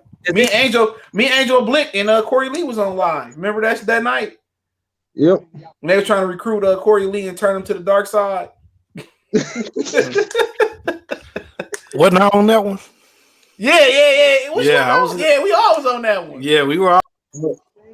Yeah, that was a good ass time before niggas start beefing this shit. This is before the Errol versus Bud conversation, man. Go hard. Errol versus I'll pull up to Boo Boo and Charlo fight. I'll pull up to that one. I don't care where that shit at. Boo Boo the Bud of 160. Look here, if Lubin fight Errol Spence at some point, I'll pull up to that one. Any of these niggas fight, man, I'm pulling up to the Wilder fight because I ain't got no choice. I got Lubin 8-4 over Spence. Yo, what if Errol actually tries to fight Canelo? He better be getting $30 million. I think him fighting Canelo is more likely than him fighting Bud. Real talk. I just have fun with the shit at this point. Let me ask y'all a question. Who y'all think got the best chance to beat Bud Crawford at 147, and how do y'all also see Crawford fighting at 154? Keith Thurman has the best style. No, I think Keith Thurman. He don't got the chance for 54. You don't think so? He don't got the chance for 54. I don't think nobody at 47 gonna have the motherfucking. If they too big up there, they got a nigga that's with Golden Boy that's 6'3", nigga. He black. That's why you ain't heard of him. He a fucking animal. He just beat somebody with a man. That motherfucker problem. What about Rashid? What's his name? Rashid Ellis. He a 47 pounder. He a 47 pounder. You think got the best chance to beat? That guy looks big, man. He was if I had to place money on somebody beating Bud at 47, I'm probably gonna say it's Sean Porter. Yeah. At this point, I gotta see how Errol Spence look after the accident. That's what I said. That's why I'm saying. I gotta see how Errol look after the accident. You going with Errol? You got Errol over right, Wood? You got Errol? No, I gotta see how he looked after the accident. Like I said, I gotta see how he looked before the accident and popping bottles, nigga. Before you found out the nigga was before he flew through the car, I had Errol. See, the Negro said that wasn't the real Errol Spence. I fought Sean Porter. He getting drunk. The reason I'm so confident in Bud beating Earl, that nigga been weight drained. His fat ass should have been moved back up to 54. Hey, yo, look. Check this out. Y'all, check this out. I call this nigga Negro so much. If you put up Negro fight fan, his face will pop up. I did that shit. I swear to God, I did that shit. But Earl need to move up, bro. I was talking to my uncle a few weeks ago, and he said, man, there's no way he could beat Bud, man. He's just too drained. If Errol Spence move up before he fight Bud Crawford, he should not be voted into a Hall of Fame. He pussy. But they can fight at 54. That's what I predicted that shit last year. They fight at 54. Man, that's not cool. That ain't cool. That's better for Earl. Like you gonna try to age him out, then you gonna move up to 54 when your punk ass should have been at 54 the last 2 to 3 years, bro. That's sucker shit, bro. I mean, Errol ain't the only one that should have been at 54. Keith Thurman should have been there. Yeah, Sean Porter came down from light heavyweight. But the thing I respect about Keith Thurman is, Keith Thurman ain't on no super juice or no pads because he stay getting injured. I respect. Oh right, I mean, I'm on the people that got a little less of respect for Keith. Because he stayed consistent with his story, but then he just started. Yeah, Keith Thurman tell you, I'm a hoe and I'm proud. Yeah. Pass the activator. Keith Thurman know who he is, bro. Remember 21 Savage was at the slut walk with Amber Rose. He had that poster. I'm a hoe and I whatever the poster said. Hey, that nigga said I support hoes. There's no problem with it. I said get the fuck out. We should have knew he was from the United Kingdom then, bro. No offense. Exactly. That nigga lost his AJ. And he gained the whole TI. I said, bro, this nigga is crazy as a I think he was raised in Georgia, though. I just think he came over. No, he came over at 14. He came over when he was in middle school. Yeah, but that's kind of that age where you kind of feel like who you is. So he could. Man, no, that nigga, man, go back, my nigga. You come over here when you 13, bro. You from the UK, bro. No, it ain't even that. He did a story with Vlad. He did an interview talking about his dad was a dope fiend and he ain't did nothing but buy him like a track. Daddy was a doctor or something. He was a surgeon, nigga. My bad. I can't even vouch for you no more. 21. But he made quality music. I fuck with his music. You gotta change your name to Not Savage. That's what it is. He one of the few niggas, man. Jay-Z showed me belling some niggas out, bro. Yo, the fighter that I think can beat Crawford in like 2 or 3 fights is Boots Ennis. Man, he got a piece He ain't got nobody. Somebody stuck on his Boots Ennis shit. Hell no. But look here. Boots Ennis right now. Boots. Hold on. 1,000 on Boots Ennis over Errol Spence right now. You haven't seen him beat nobody yet. It don't matter. You'll lose that 1,000. I know. You put Boots Ennis in there with Sean Porter, and Sean Porter fuck around. The problem with Cuz is it ain't even if he got the skills or don't. He ain't got the promoter. He went Freeway Ricky Ross, ain't he? No, Freeway Ricky Ross ain't a promoter. He's just like a marketing manager or some shit. I swear. Yeah, bro, I swear he signed under Freeway Boots. No, Freeway Ricky Ross just managed fighters and shit, man. Oh, okay. He with Cam. he with Cameron Duncan. Cameron Duncan used to be the manager for Top Rank Fighter. So I guess I think Boots Ennis is because I seen interviews where Boots was standing next to Freeway Rick and he was backstage. And no, he's a manager, bro. Right. That's what I'm saying. He managed Boots. Yeah, he been in by. He managed Austin Trout too. Yeah. Man, so why he got that main fight on the Gospel Network then? Who thought that was a good idea? Well, he's a man. Well, I interviewed Austin Trout like 3, 4, 5 years ago. He's a man of faith. Boots he must got a good bag. For you gotta see Boots beat somebody in the top 10 first before you talk about him beating exactly, bro. No, but he can't get nobody in the top 10 because he signed with Cameron Duncan, and Cameron Duncan real high right now. He can't take him back to Top Rank because that's a conflict of interest. Can he fight like a Collazo or a John Molina or something? No, all them niggas got promoters. Or they align with somebody. He can't fight nobody until he signed a motherfucking promoter.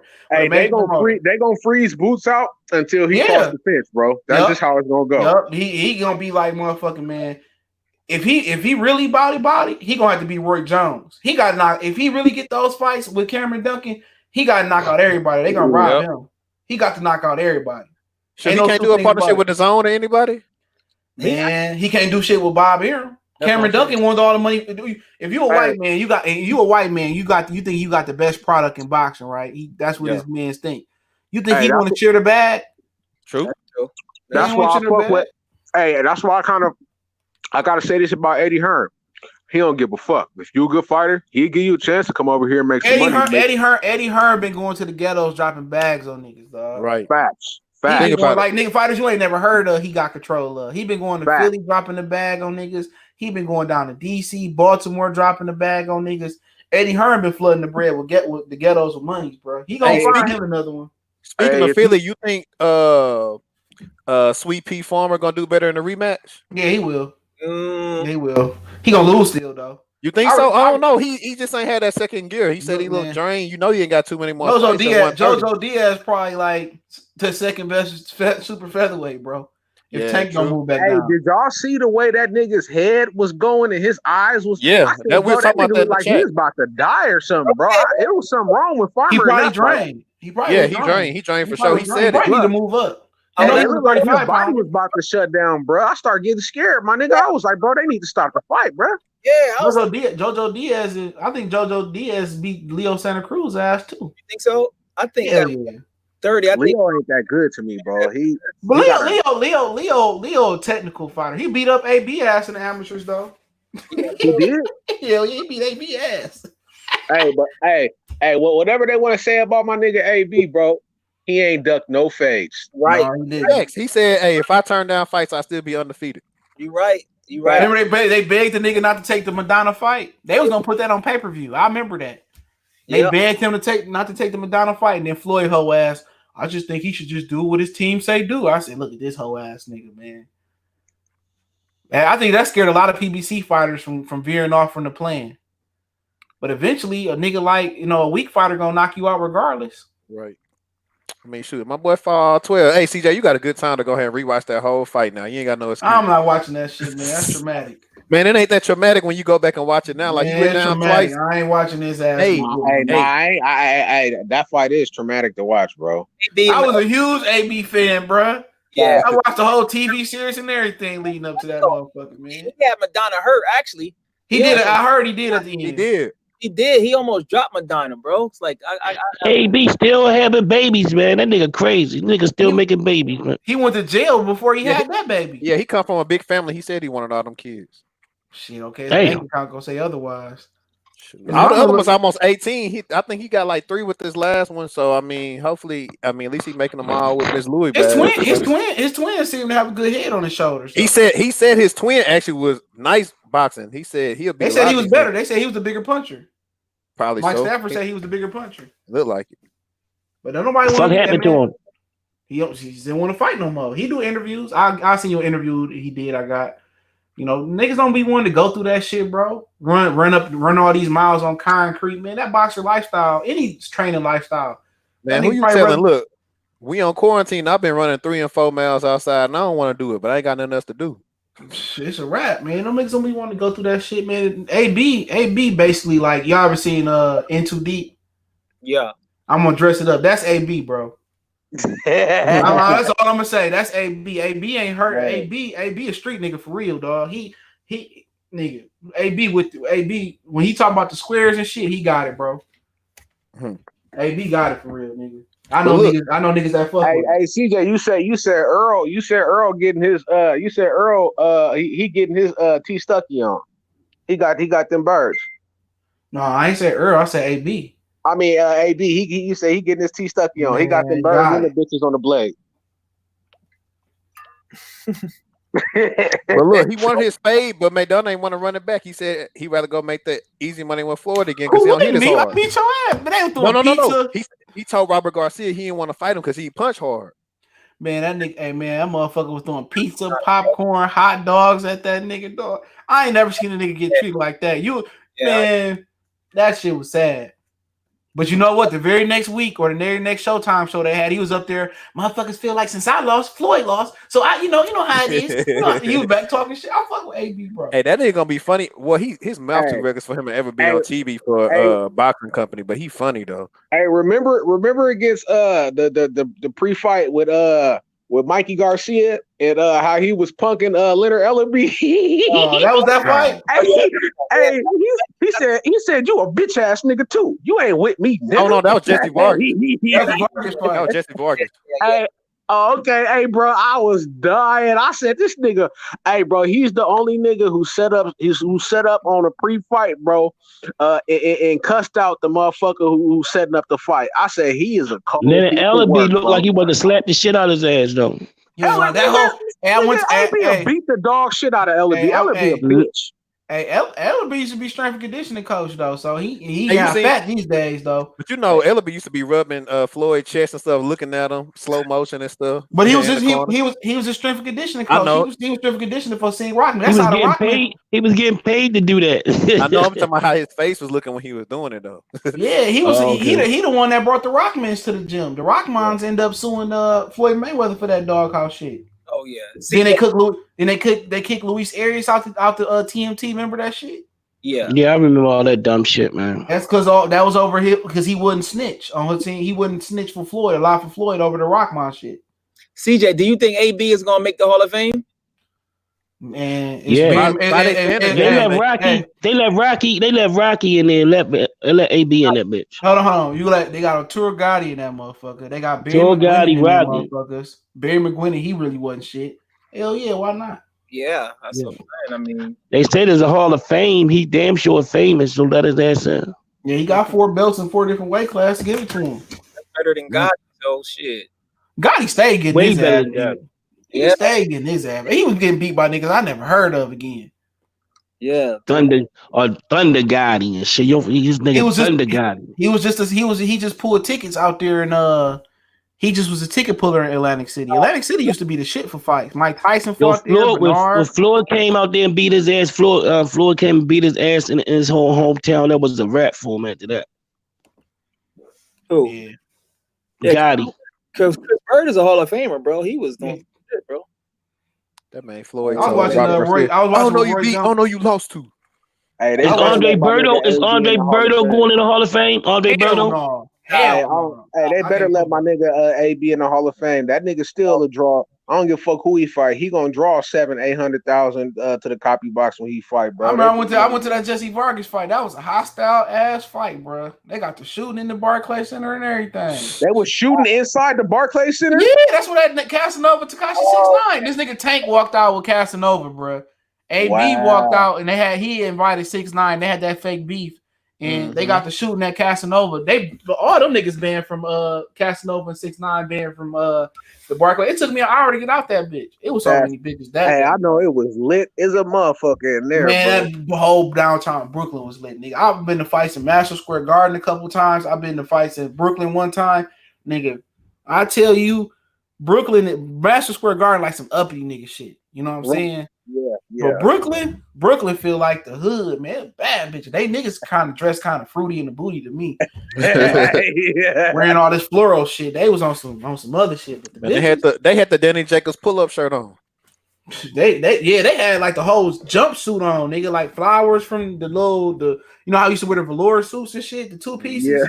That's how them niggas had. I'm looking like I'm sticking out like a sore thumb and shit. Man. What you got? Army fatigue on or some shit? Hell no, I would have fit right in too with that bitch, nigga. They had them niggas there too. I should have wore some army fatigue. Man. I just had black. I had all black on. These niggas, man, wearing fluoro and shit, man. That shit, man. I'm telling you, man. Barclays Center definitely something that y'all gotta hit up. I gotta hit up a fight at the boardwalk. Yeah, I've been wanting to go to a fight at the Barclays. I'm telling you, man. If AB fight here again, go. Don't take your girl though, bro. I sat next to a chick. Oh yeah, me and my girl went to the Errol Spence fight, but we probably going to more fights. Don't take your girl. I sat next to a chick, bro. Man, easy bag, bro. For real, easy bag. Like Brooklyn got him. Madison Square Garden. I've been there for the Triple G, Danny Jacobs fight, Mick Callan fight, and I went for another motherfucking small fight. St. Patrick's Day weekend, bunch of drunk white motherfuckers. You know right, yeah, I bet. But Danny Jacobs, black people don't even really rock with Jacobs like that because he don't really identify with them. Hey, nah. Hey, Jacobs, Brooklyn fuck with Danny Jacobs. Well, Brooklyn do, but I meant like, and shit was banging, nigga. That shit it was St. Patrick's Day weekend. Mick Conlon fought the night before. And then they had a hockey game. They had a hockey game before that. You know, Kovalev was walking up the street and shit. That shit was dope. Like New York, definitely a place to hit. Yeah, it's definitely a place to hit, man. Tank. That nigga Tank had the whole bottom bowl was there for Tank. Tank filled out the whole bottom bowl. Man, they need to go ahead and do that Gary Russell and Tank fight then, or him and Sweet Pea, one or two. Gary Russell, Sweet Pea. Tank don't want to fight Gary Russell, bro. I don't know why. I think he can win. Stop, bro. Gary Russell out, bro. Tank only threw 300 and I think it was 339 punches against somebody who had a torn Achilles. Bro, Gary Russell gonna put out at least 700-800 punches, bro. Tank ain't got no gas for that right now. But see, that disclaimer for that fight is that he pretty much ain't listened to his trainer. Yeah. So what makes you think he gonna listen against Gary Russell? Hey, he was down there listening when he was with Coach Kevin. Kevin don't play that. And see, but that's the thing, though, bro. If you can't trust a nigga to go in there and train to do his fucking job and make millions of dollars, I don't trust him against Gary Russell. But hey, the fear there too. You don't want to get embarrassed in front of the everybody there. He would never be able to go back to Baltimore, but he already moved out to Atlanta anyways. Yeah, he definitely in California now. Oh, he in California. Yeah, he in California now. Oh yeah, so shit, Baltimore probably fucking with Gary more than they fucking with Tank now because they feel like he done left the city. No, he gotta leave the city. Niggas understand that, bro. Yeah, he got to. He gotta leave the city. He done punched his mans and shit and all that other shit. He had to get a new start. He fight Leo in Staples Center. Hey, they gonna have woman beater, all kind of signs when that nigga comes out. Ain't lying, bro. It is what it is, man.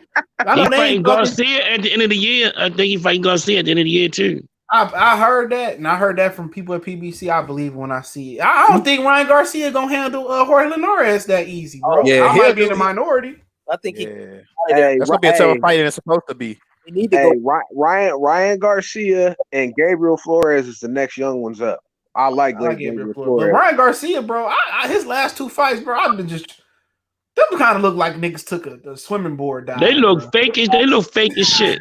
Hey, bro. Sorry, dog. They look fake as a bitch. Hey, I kind of thought of that first, but when I watched the replays, man, that motherfucker got. What about the one nigga he fought? What's the nigga he fought? Was it Jason Sosa? Duno or some shit? No. The one he fought a long time ago at the StubHub, the Jason Sosa. He was struggling with that nigga. Yeah, he was struggling at first. Also, he started knocking niggas out with one shot. Was that before he got with Reynoso? Yeah, that was before Reynoso. Yeah, so he probably got. So Reynoso gave him superpowers, huh? Hey, bro. I gave him bull meat for breakfast with eggs and shit. Hey, Ryan Garcia got it, bro. I think bro, this motherfucker, he 19 years old and he got like 4 million followers. He got more followers on Instagram and Facebook and Twitter than Errol, Spence, and Bud. He the next one up, bro. Put together. Jerry, check this out. I'm gonna make a music analogy for you real quick. Yeah. That don't mean nothing because they be trying to sign artists based off that just because they can market. No, but what I'm saying is, bro, he the next up as far as they gonna push him. That yeah, that's what I'm saying. But that don't necessarily. But that don't necessarily mean that's a whole bunch of little girls that don't even watch boxing. There's a whole bunch of little ass girls that don't watch boxing. Hey, Wood, but bro, you gotta. Did you see his last fight? Them girls show up to watch that motherfucker fight. Exactly. And where are the females? Check this out. If he beat Tank, especially if he was to knock him out. Oh my God. You don't hear the end of that shit, bro. You ain't. I don't even want. That nigga ain't knocking no Tank out, man. Yeah, I'm just saying if he does, bro. He'd be the best thing since sliced bread, bro. Man, I ain't even gonna talk boxing for a while. I think Tank will Tank better not come back. Tank better not come back to Baltimore. He let that nigga knock him out. Hey man. The good and bad thing is that he got Gamboa was kind of shot when he fought him, but he's still a crafty veteran. Ryan ain't fought no crafty veteran. However, if he get past Jorge Linares, he still had a partially. He still had a partially torn. But then you're looking at a young nigga that's inconsistent though. Yeah, a lot of these fighters get up for fights, they get down for fights, they get up for certain fights. He was the one that came out and said he was gonna knock him out before Bud did, and what happened? And that's what. Anytime a nigga get to talking too much or dancing to the ring, don't trust him. Don't trust that performance. Them the two things I learned. When Tony Harrison came out dancing with 42 Doug, I said this nigga then lost. Yeah. When he came out dancing, anytime a nigga talk too much before a fight or dance, like Wilder got in there, pillow fisted fury, can't knock me out. I said, man, that motherfucker gonna be 50 pounds heavy. Tony Harrison, I'm your king. I'm your king. I will return from the ashes. I'm your king. He said that shit. I turned that shit off, dog. I said, "Hey, Wood, you out of line, bro." He said that shit. I'm your king. I will return from the ashes like the phoenix. Hey, I ain't gonna lie. Tony Harrison, one of my favorite fighters right now, even after the loss, bro. I'm gonna pull up on this gym for y'all niggas, man. I'm gonna That nigga said, you can't fuck with me, cuz I start dying. Hey, the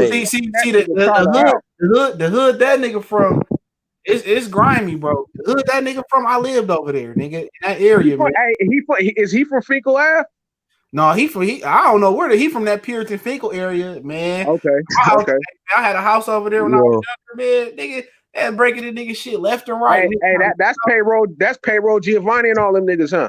Yeah, I grew up like shit. Like I could walk to the Strathmore block, nigga. Okay. On Tracy and shit.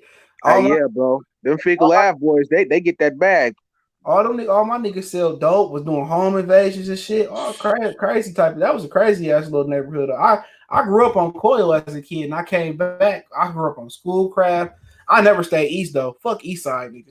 Hey, that's east side. That's Sada baby and them niggas, huh? Yeah, I don't know about that nigga. Hey, CJ, 42. You go ahead. Hey man, I fuck with Sada, bro. That's my favorite rapper in Detroit right now. Him and Peasy. Yeah, he be going. Give me Detroit. Y'all talking a foreign language to me, man. You old nigga, man. You would still be listening to Raekwon. Nah. You mean Kumo D? Oh no, that nigga listening to that nigga from DC. What was that nigga name? Put me in the pocket. hey, I ain't gonna lie. I do fuck with Shy Glizzy though from DC though. I fuck with Shy Glizzy, bro. Shy Glizzy be rapping tight when I hear him. Hey, CJ, did you see that video y'all did with Bo Mac and Barbershop? No, it popped up. I gotta watch it until he put that dress on. I'm like, I don't know, bro. Hey, what happened with Barbershop in Bo Mac, bro? Bo Mac called that bitch. Bo Mac telling that nigga you basically don't know what he's talking about. Hey, the nigga going live tonight. Hey, hold on. When? Where can I find the video, bro? It's on my channel. It's on his, and he got. But nigga got my channel suspended for a week. Hey, but hold on. Are you serious? He going live tonight. The nigga told me the topic posed to be, can you be pro-black and be part of the Swirl Patrol? Oh wow! And he got a Chinese wife. That's why he doing it. Niggas on his head about that. Hey, who? So Banco, your channel. What I type in for your channel, bro? Shoot. If you just type in my name right now, it should pop up. You should see that same avatar. Yo, Negro and them did that. Negro was on that shit. Negro was like, yeah, you can be with a Mexican and you can be with a white person as long as they down with you. You don't have to. Negro is nothing but a Negro. That's why I call this nigga Negro. He nothing but a big dumbass Negro. That's crazy, bro. You can be with a Mexican. Man, you can be with a white lady. Hey, Max, why his wife black then? His wife black. She used to be on this channel before showing niggas how to cook greens and shit. The only person I can listen to in the LDBC is black then. His wife supposed to be black too. He a snitch. That nigga talking about facing life. I was facing life, but I didn't get like, man, fuck up out of here, you snitch, nigga. No, you snitched on somebody there. Hey, it's only a few niggas out there that was facing life, like Freeway Ricky Ross, who was on some real government conspiracy shit that done got off on a life sentence, bro. If you got off on a life sentence, bro, the government really did some fucked up shit to get you locked up, or you was telling. That's all he do is promote that jail shit. I dropped down in the 4th grade and I was in those streets for real. Those niggas wasn't in the streets like me. Man, come on, hear that dumb shit, man. Yeah, that shit's stupid, bro. That's just like that show 50 Cent got on ABC. That's based off of the dude. He wasn't really a drug dealer, but how the situation popped off with his club and stuff like that. How they was trying to railroad him in the system. It's a pretty good show. You talking about the one who turned into a lawyer and got himself out? Yep, for life. Oh yeah, bro. I need to tap into that. I'm tired of seeing niggas on these Negro stories, bro. Give me something new. Yeah, tired of Negro stories. Yeah, me too, man. I'm tired of niggas getting whipped. I done sat through was Roots in school. Oh yeah, I don't be watching those slavery movies no more. The same shit. It's just a different form of slavery. Hey, but you gotta admit, bro, a dude with a life sentence who actually put the time in and go to get his degree and turn into a lawyer and get himself out. That's a good story. I'm just tired. I want to see some Jordan Peele movies. I want to see us kill them motherfuckers, dog. Hey, the last one he came out with though, that Fantasy Island. Me and wifey wouldn't seen that. That shit some bullshit, bro. We was mad. I ain't know that shit. That shit trash as a motherfucker, man. I said this nigga done fell off a cliff with that shit, man. Oh yeah. I ain't never heard that. I'm looking forward to Candyman coming out. Hey CJ, did you ever get a chance to check out Wood's favorite person, KC boxing? I put that nigga on. Niggas, I don't even want to take responsibility. Why he look so fucking old, yo? If you put him on, why he look so fucking old? Yeah, I had that about 70. That's how he got that, bro. I put him on, bro. He look like he's 97 years old, man. You did what? You did what?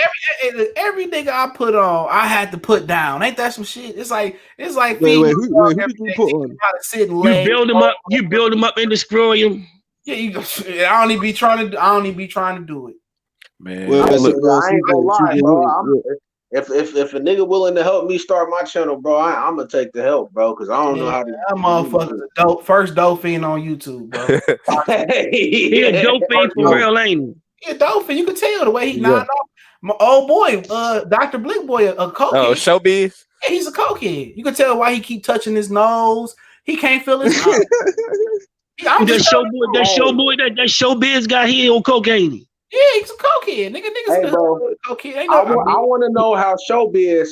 Okay, so 2 months ago, Showbiz was at 23,000 subscribers. He paying 2 months for him, later, this motherfucker at like 45. Let me tell you what these niggas be doing, bro. Him and Blue Blood hoe ass be doing that shit. I was on my Fire Stick, right? Yeah. And I was looking for a fight. I think it was like a Mike. I don't know who was fighting that night. Yeah. His link was on a Fire Stick, bro. What? Yeah, like you can. His links was on a fight. He paid for his shit, man. They link his shit. Hey, yo, listen. I'm working on my Blue Blood. This is your boy, Boo Bug for QB. Salute. This is your boy. Coming back at you with another one. This is your boy, Boo Bug for QB. Hey, CJ. What's it? Hold on. Hey, Blue Blood, what you think about Errol Spence, man? What you think about Errol Spence's boxing skills? What do you think he rank at in the welterweight division? Oh, you asking that to me? Yeah. I ain't get that far. I'm still working on the introduction. This is your boy, Boo Bug. I'm still on the introduction right now. I can't answer no questions and shit. Well, we know Errol Spence don't have his own. It's my baby moms. I'm not looking at your baby mom. I'll play that shit again. Get your boy. You looking at my baby moms? Man, Wood, I was on some edible, bro. I would do nothing. I never, man.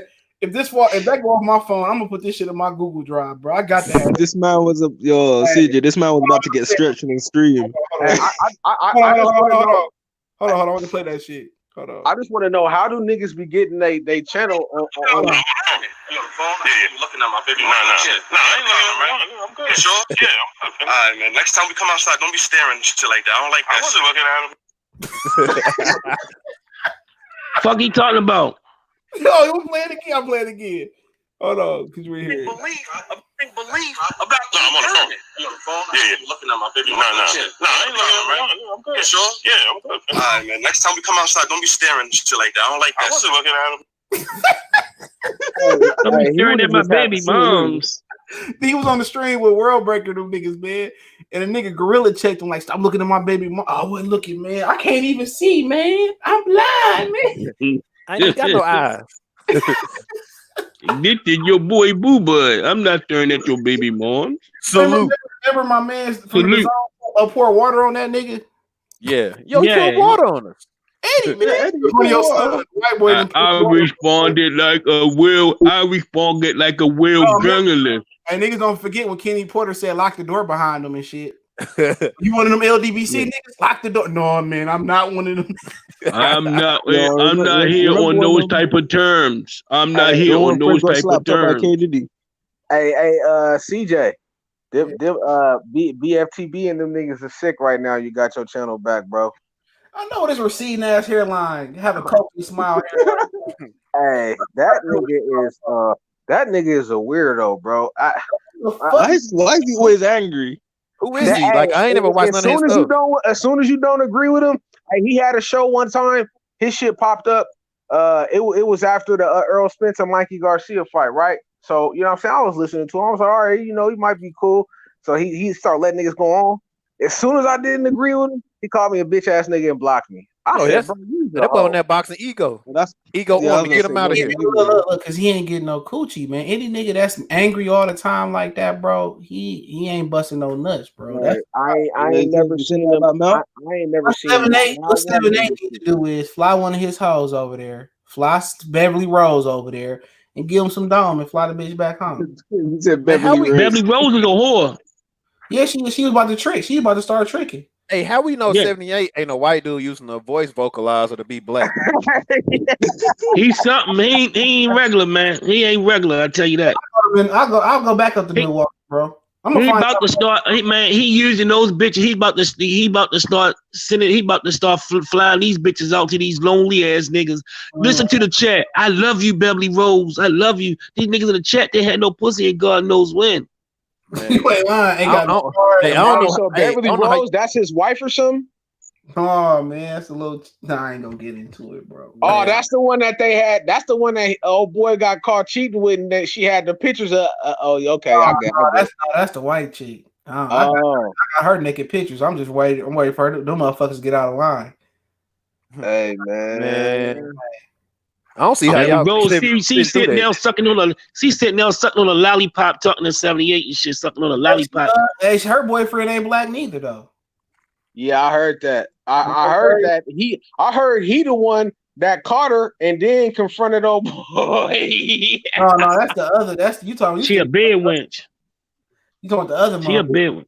Yeah, she a bed wench. She was Callie Needham had to talk her off from tricking. Wow. Wait, is Beverly? Yo, CJ, is she ugly? No, Beverly Rose, nigga. You know who Beverly Rose is, nigga. I don't remember who that person is. She a red bone. She a red bone with short hair. She all right. Glasses, and she be on there with the other chicks and shit. You know who you talking about? The one they gave her all that. Oh. Yeah, man. She about to come up. She about to come up. Man, send me who she is in the chat, CJ, because I don't know who that is. Oh, she about to come up. I spoke to her like a few times. because she got a name like she sell that shit. Beverly Rose, come to the stage. Beverly Rose, come to the stage. Beverly Rose. Kelly had Tucker out of slanging coochie. Ain't that crazy? You got Beverly Rose, come to the stage. Beverly Rose, come to stage 4. Beverly Rose, come to stage 4. Beverly Rose. Hey, you up next? On with Cali, he'd be the anti-pimp. You get on 78, the big pimp. Hey, if y'all want a throwback video to go laugh at StubHub TV when he had Troy King and Errol Spence, strength and conditioning coach Blu-ray on there. Shit, man.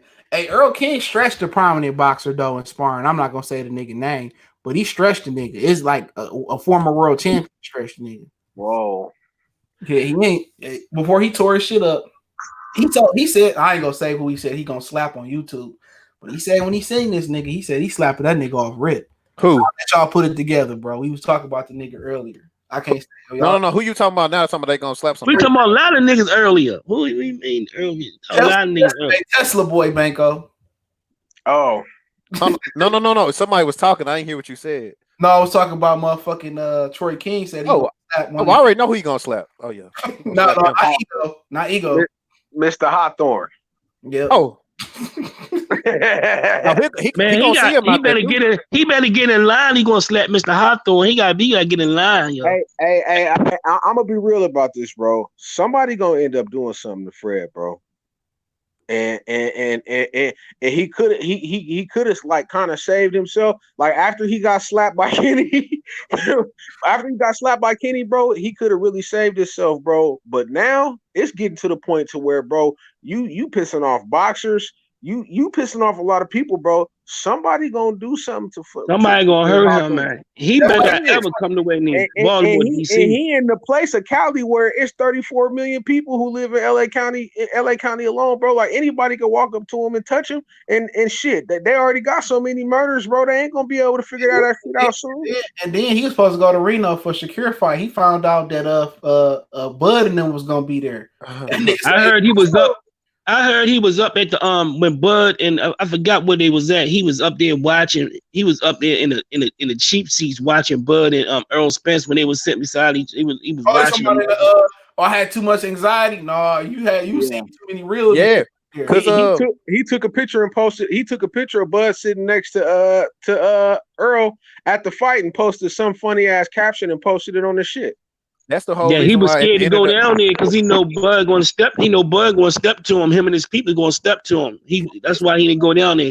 His ass was up in the nosebleeds. Yeah, talking about I gave up my ringside ticket. Man, I pay $1 for a ringside ticket. Man, you got to beat my ass. Man, that's why at the end of Bomac, at the end of the video I did, Bomac said, "Well, if you feel that way about Bud, tell him to his face." Facts. You gonna find out who the illest nigga in Nebraska is. You know why he mad at Bud? Yeah, because he couldn't get an interview. An interview shit. It ain't even that.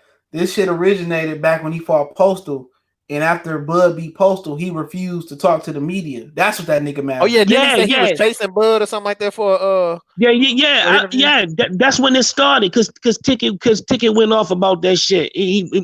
I remember I've seen that shit from the origins, man. He was sitting there letting them niggas wait. Then he ran off, and he was there. He ran off with them niggas. Then he did a video about it, and then all that shit started going crazy. And then the other nigga of Town. Then he had a situation right after that with Town Business. He went and do the interview with them Town Business. Town won't let that shit go, bro. And I fuck with Town channel. I know he let it go. Town let it go. Yeah, Town let it go. Town the only one that's like he told me straight down the middle on Bud. He ain't mad at that nigga over that shit. Oh, okay. Then he mad at Andre Ward. I forgot why he mad at over some. Yeah, he got 2 kids named after white supremacists, Lincoln and Kennedy. He got a Chinese motherfucking wife. He got beef with all niggas, Andre Ward. He got beef with everybody, Kenny, all niggas. But he pro black. Hey, but the thing about Town, the Town was kind of speaking the truth when he said all of the black fighters spoke up when AJ lost, but nobody spoke up in defense of Deontay Wilder when he lost. That's true. They do that shit all the time. You know what I'm saying? And I kind of agree with him, bro. Like, why? It seemed like more people was happy that Tyson Fury won than they was to support Deontay Wilder. The only one that took up for Wilder was Crawford. Yeah, I think he's the only one that said something positive. And Carissa Shields. Why you gotta take up? Why you gotta take up for? Why you gotta take up for him anyway? What you got? What you mean by that? Wood. This is what I'm talking about, bro. When AJ lost, you seen all of our prominent black boxers in America support him and get behind him and say, "Hey, it ain't nothing you lost, but you can train your ass off and come back and fight." Support him with You know why that probably is, because Deontay Wilder was on one point. He was studying boxing. He was trying to get better. Then he got to the point where he wanted to become a king. And now I only need 1 second. I only need to be perfect for 1 minute, 1 second, and you got to be perfect the whole. He stopped training. He stopped respecting boxers, and people know he don't respect boxing, and people die and get a life to that shit, and he taking that shit for a joke. I can knock you out with one motherfucking shot. So motherfucker say now this nigga need to suffer. He need to suffer. I don't No. Hey, bro, they didn't like him before then. They didn't like him before then. Wood, you gotta look at this though, bro. When never liked Wilder. When Radio Raheem tried to do that sucker shit, Deontay Wilder spoke up for us as black people. He didn't do nothing. Wilder took the shit out of context. Hey, he didn't. Bro, he didn't. I see. He took it out of context. He didn't try to suck the shit. He took it out of context. No, he took it out of context. Radio Raheem supposed to be did some sucker shit, and he known for doing sucker shit, bro. What sucker shit he did? What sucker shit he did? What do you mean about nigga? People fighting. Fuck about it. I ain't giving that nigga no pass. Fact. I ain't got no problem with Radio Raheem, bro. I like what he do, man. But that one, I ain't giving him no pass. So, hey, check this out, Dre. This is what I'm gonna think. A theory of mine. Man, Wilder lost so bad. They probably lost hope in them in that fight. Like niggas probably. I was drinking watching that ass whooping, dog. Bro, niggas was mad. Man, my nigga beat him like my nigga had. We was like David Buster. My nigga had to his day. He had a little Wilder shirt on. That nigga didn't say nothing. That nigga. I see y'all niggas later. But us who really know boxing and who been watching it, bro, since we was kids, ass whooping, bro. If you ain't Floyd, bro, you didn't took an ass whooping. It's a part of the game. So check this out. The whole thing was he was talking all that shit though. Niggas was believe like he can't knock me out. Bro, who don't talk? Who but that's not his. Shit. But that really ain't his character shit. Though. Muhammad Ali is the believing his own hype. Yeah, exactly. He started believing it. Hey, he started believing his own hype though. But that Ali ever looked as bad as Wilder did that night versus Fury? I don't know what Wilder was doing. He had to be busting old girl cheeks. Okay. But also, I give you that. But they say he fucked in the locker room. He fucked his girl in the locker room. And then so AJ, let's say for instance, AJ and Ruiz first fight. Yeah, AJ got stopped, but AJ did knock Ruiz down. It wasn't just so one-sided. But after them second 2 knockdowns, and he seen concussed. No, but you said AJ did knock him down, but Ruiz knocked him down straight afterwards, twice. No. But what I'm saying is, at least AJ did get a knockdown. Man, the way it's not no excuse to come out. I'm not saying it's an excuse. If I'm a boxer, bro, you know what I'm saying? For what? People gotta realize this, bro. We ain't have nothing to look at as far as having a heavyweight, a black heavyweight champion, bro, for a long time. And for me, Deontay Wilder gave that to me, bro. So if I'm a professional boxer, happy now. If I'm a professional boxer, bro, and they ask me about it, I'm gonna say, hey, shit, you know what I'm saying? He lost. He took an ass whooping, but you know what I'm saying? It ain't about you losing. It's about what you're gonna do after the loss. I'm gonna give him some positive feedback, bro. Cause I ain't never heard Deontay Wilder talk down on nobody unless it was one of his opponents, bro. That just ain't in his nature, bro. So I feel like he as much as respect that he give to people, bro, I felt like motherfuckers should at least give it back. I'm riding with him. I'm riding with him. I'm giving them suggestions and all that type of shit. I'm riding with him. You can suggest all that shit to him. If he don't go out there and bring in a super team, he not beating that white boy again. Yeah. No, but it depends because CJ, when AJ lost to Ruiz, everyone said there was no way Ruiz is gonna beat AJ. Like a lot of people were saying that as well. They were saying there's no way he could beat him. But the difference is you lost to the top dog. One lost to the top dog, and one lost to the bottom 15 nigga. Right? Yeah. Number 14th nigga. That is true. That is true. But who thought AJ could box like that? I didn't. I ain't see that. Wilder have a chance. Wilder have a chance, but he got to do different things. He got to do different. He can't fight with just one hand. He got to be a two-handed fighter. Check left. Yeah. Once Tyson got on the inside, it's not. He didn't even know how to fight on the inside. There's a lot of fighters don't know how to fight on the inside. Hey, Wilder simply put on 20 pounds on the top of his body instead of bottom of his body. He was better off staying at 212, 215, if you ask me. Yeah, you ain't lying, bro. He gonna get drained. He gonna get drained regardless. If you know anything about boxing, Fury gonna drain anybody. He gonna have to stay away from him. He gonna have to stay away from him because Fury gonna drain anybody at 270, 80 pounds. And this is why I say Fury cheated, bro. If you watch that Otto Wallin fight and you look at Deontay, you look at that Deontay Wilder fight too. Fury looked like a totally different boxer, bro. It was something. But then again, hold on. But he just came forward. He just came forward. The difference is too. All this cheating shit, man. It sound like a little kid shit. He cheated. He cheated me. It sound like a little kid shit. The difference is like go take you back to Tank. Yeah, some motherfuckers get up for certain fighters, and some motherfuckers get down. Right, and some people get up for certain fights, some people don't.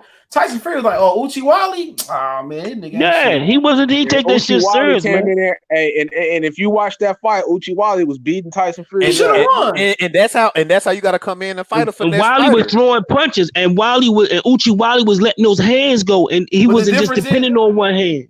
The difference between him and Uchiwali and Uchiwali knew how to. He was hiding his punches because he's a shorter fighter. Okay.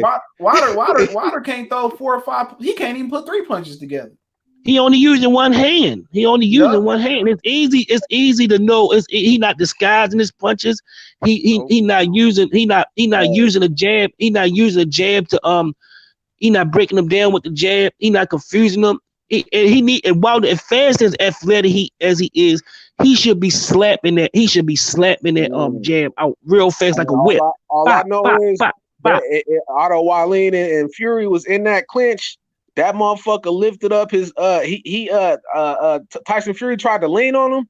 Otto Wallin pushed his left shoulder and lifted up that left hook in the clinch and split that motherfucker wide open. I said, this motherfucker dangerous. I said, oh, we got a fight on our hands, ladies and gentlemen.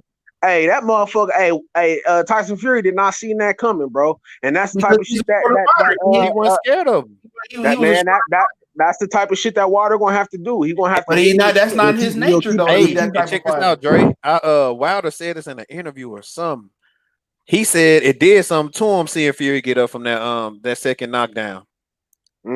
Psychologically. Yeah, and you know, I hit you with my best. You know, that's my best money maker. You got up twice. Exactly. That shit is like. No, you know, it's not even just that. If you really think about it, Wilder wasn't actually prepared for Fury to fight the way he did. That's a massive. Now that's a fact. He wasn't prepared. That's the smartest thing I heard on here. He wasn't prepared for the fight come forward. Whoever said that, congratulations. That was how you not prepared for that when he been saying because he wasn't prepared for it. Because he didn't think he needed to. CJ, let's be real though. He hired a crunk trainer, bro. Hey, but CJ, motherfuckers dance and go backwards. No, I'm just saying though. Let's be real though, bro. Nobody believed that this motherfucker was gonna fight coming forward. I believed it. I didn't. I was like, man, this motherfucker gonna come in. Look who he went to go get, bro. He went to Crunk. This nigga didn't go to the corner store. Hey man, look. You wasn't knocking everybody out with one shot. You don't got a legion of knuckle draggers praising you, calling you in the middle of the night, telling you they king and all that type of shit.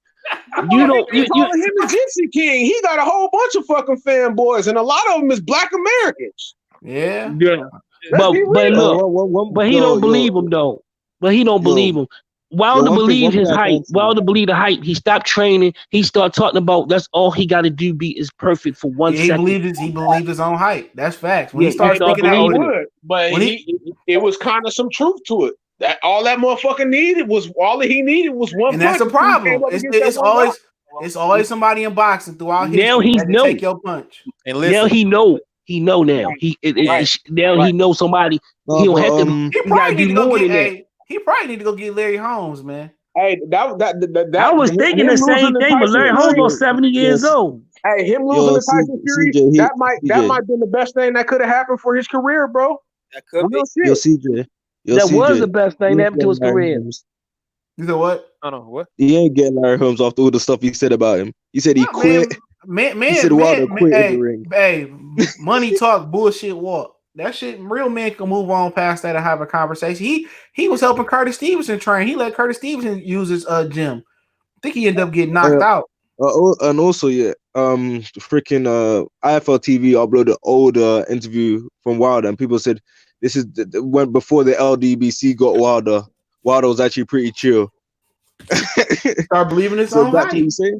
He started. I did a video on that, man. I did a video. Just like Mike Tyson, though. Mike Tyson started believing I ain't got to train. I can just show up and beat a nigga ass. Buster Douglas said, "Yeah, all right, pop, pop, pop, drop." Think about it. If you look at Wilder versus Stavern, the first and the second fight, Wilder actually looked like he had more variety in his punches. He stopped listening.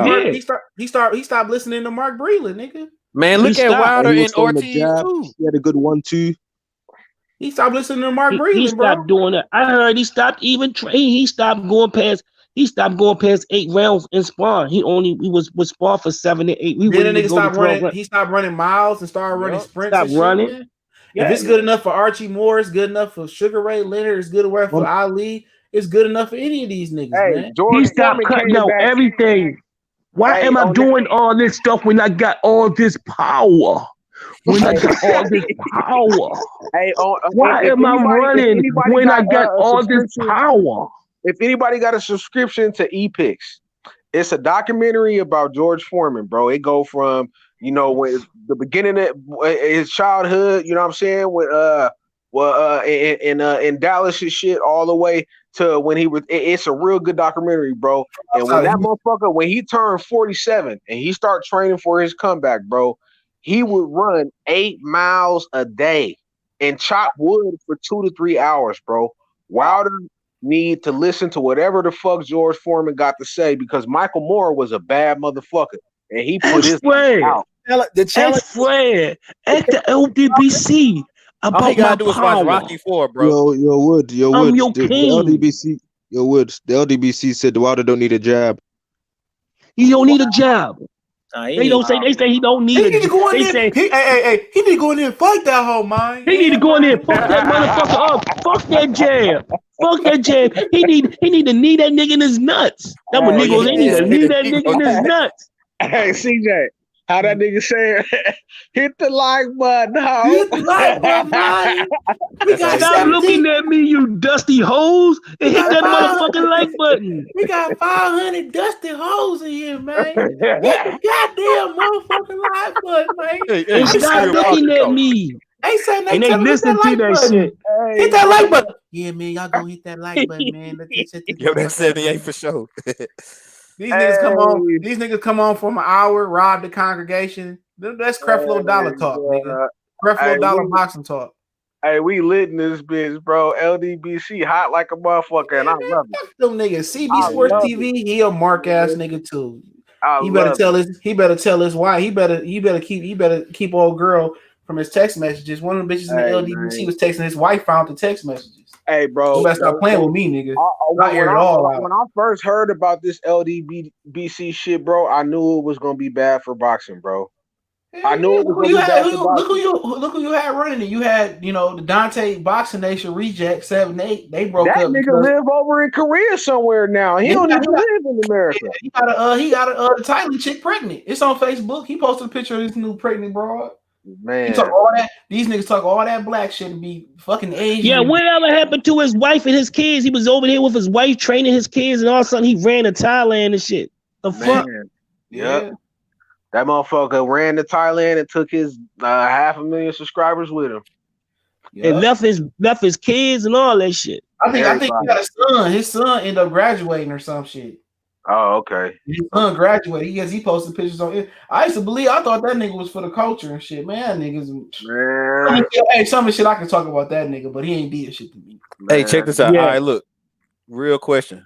All right, if you had to pick, just like CJ did, if you had to listen to Negro and Fanon. I think one of Fanon you did on Twitter. Yeah, I was talking shit. All right. So who you want to listen to out of the talk boxing for a whole day? You got to pick out these two niggas, StubHub or Stephen A. Stephen A. Stephen A. all day. Stephen A. Hey, because Stephen A. is gonna be funny. You know when he bullshitting and when Stephen A. keeping it real. You know when he jucking and jiving. You know what I'm saying? And it's gonna be entertaining, bro. I can't say that about Stephen A. Negro going to find a way to put jail in. He could be talking about Boston. He gonna go right back to what he know, the penitentiary. See, down there, me and my Mexican partners in the penitentiary, right? Bro, I didn't already caught my. I didn't already caught cases. I didn't already live that life. Gun. I don't want to hear about it no more. It don't interest me no more, bro. Like that shit. Me and my Mexican partners. Yeah, that shit lame. That shit lame as fuck, bro. And that motherfucker gotta be 50. I'm only 30, 35. So you still talking about that type of shit, bro. I don't want to be around. That's all he talk about. I kid you not. I was on they live for like 20, 30 minutes. Niggas ain't even bring up no boxing. I was like, man, I don't see how you sit through this, fam. Prostitute, penitentiary, whores, and all kind of dumb shit. And whatever car Errol Spence bought or something like that. Yeah, some dumb shit. You see Errol Spence's nipple grew an inch, man. Oh, look at. Yeah, man, he back. Hey, you know I ain't gay, but I saw it though. I ain't gay. I'm far from gay. Hey, bro, this nigga. Hey, Wood, go ahead and do your QC impression real quick so I can laugh. Nah, I'm still working on it. Man, I was listen. No lie, me and my girl was on some edible.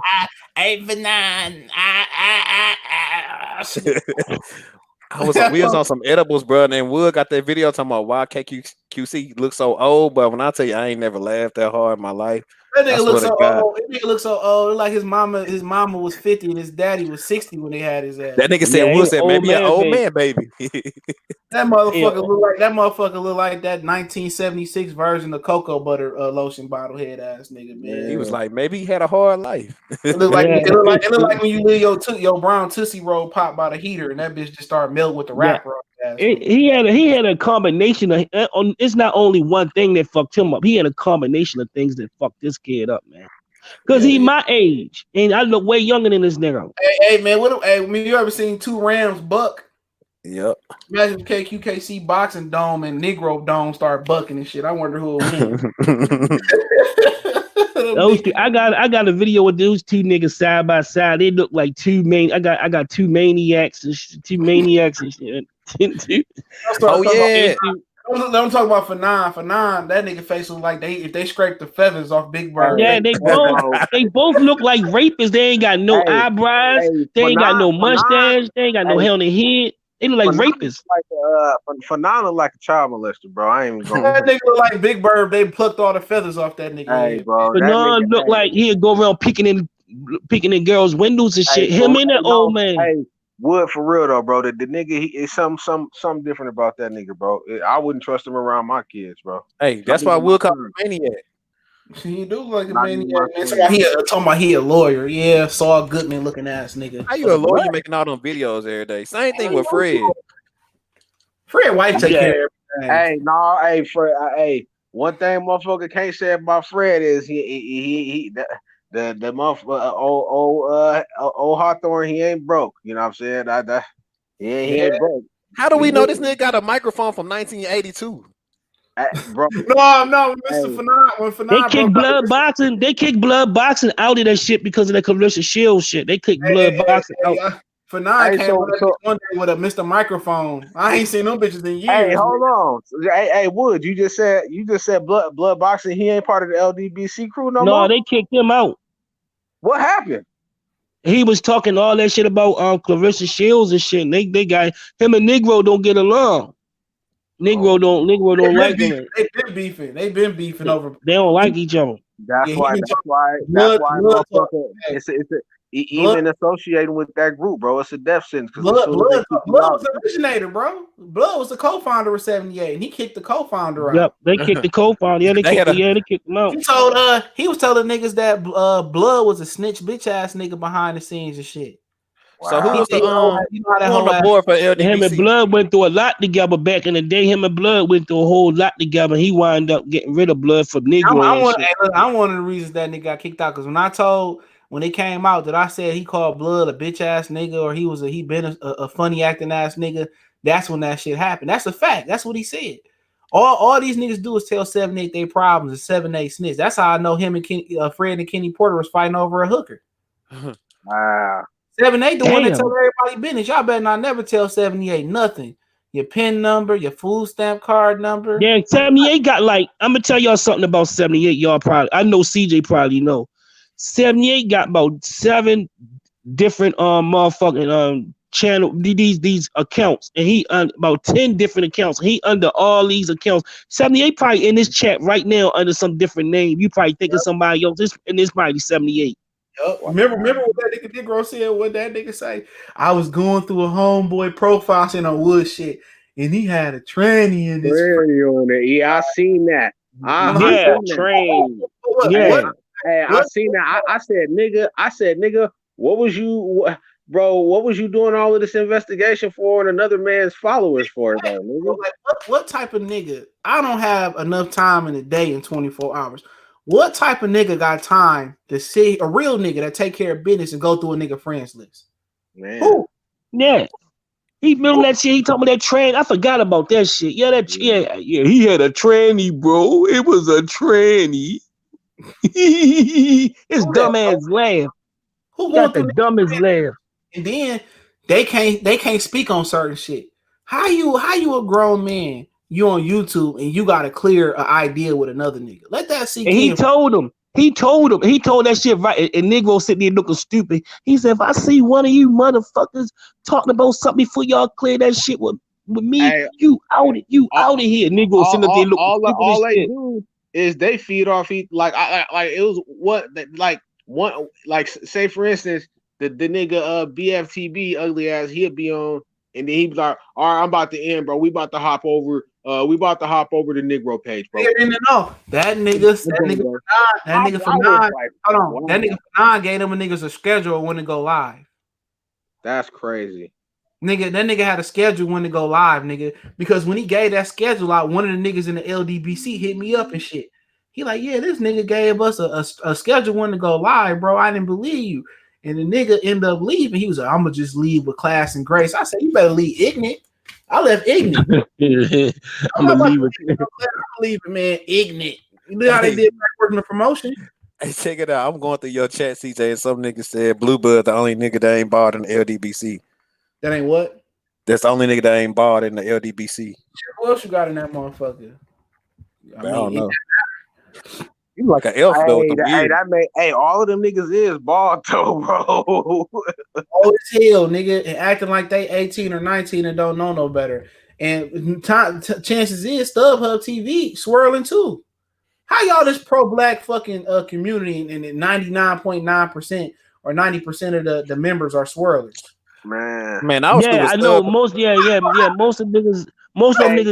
Hey, CJ, we heard a lot of feelings, bro. We got 39 dislikes, bro.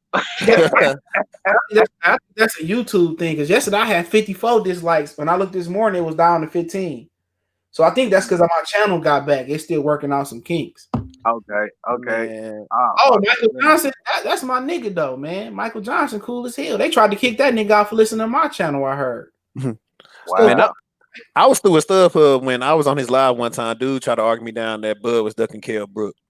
Oh, hell no. I don't even know why niggas be arguing from the chat anyway. I don't even know who the fuck is StubHub. I don't even know who the fuck StubHub is. His name is Ticket TV, so CJ call him StubHub. Hey, bro.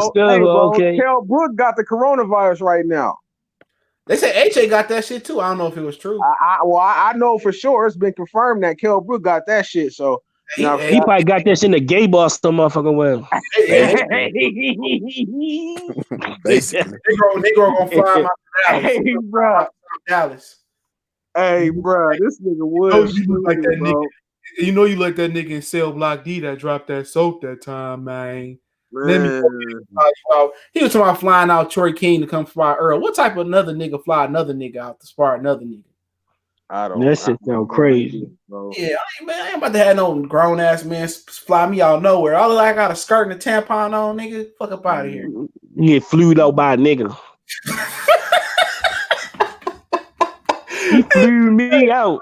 He flew. I get the Dallas straight, King. Man, Negro flew me out. Yeah, he flew me out.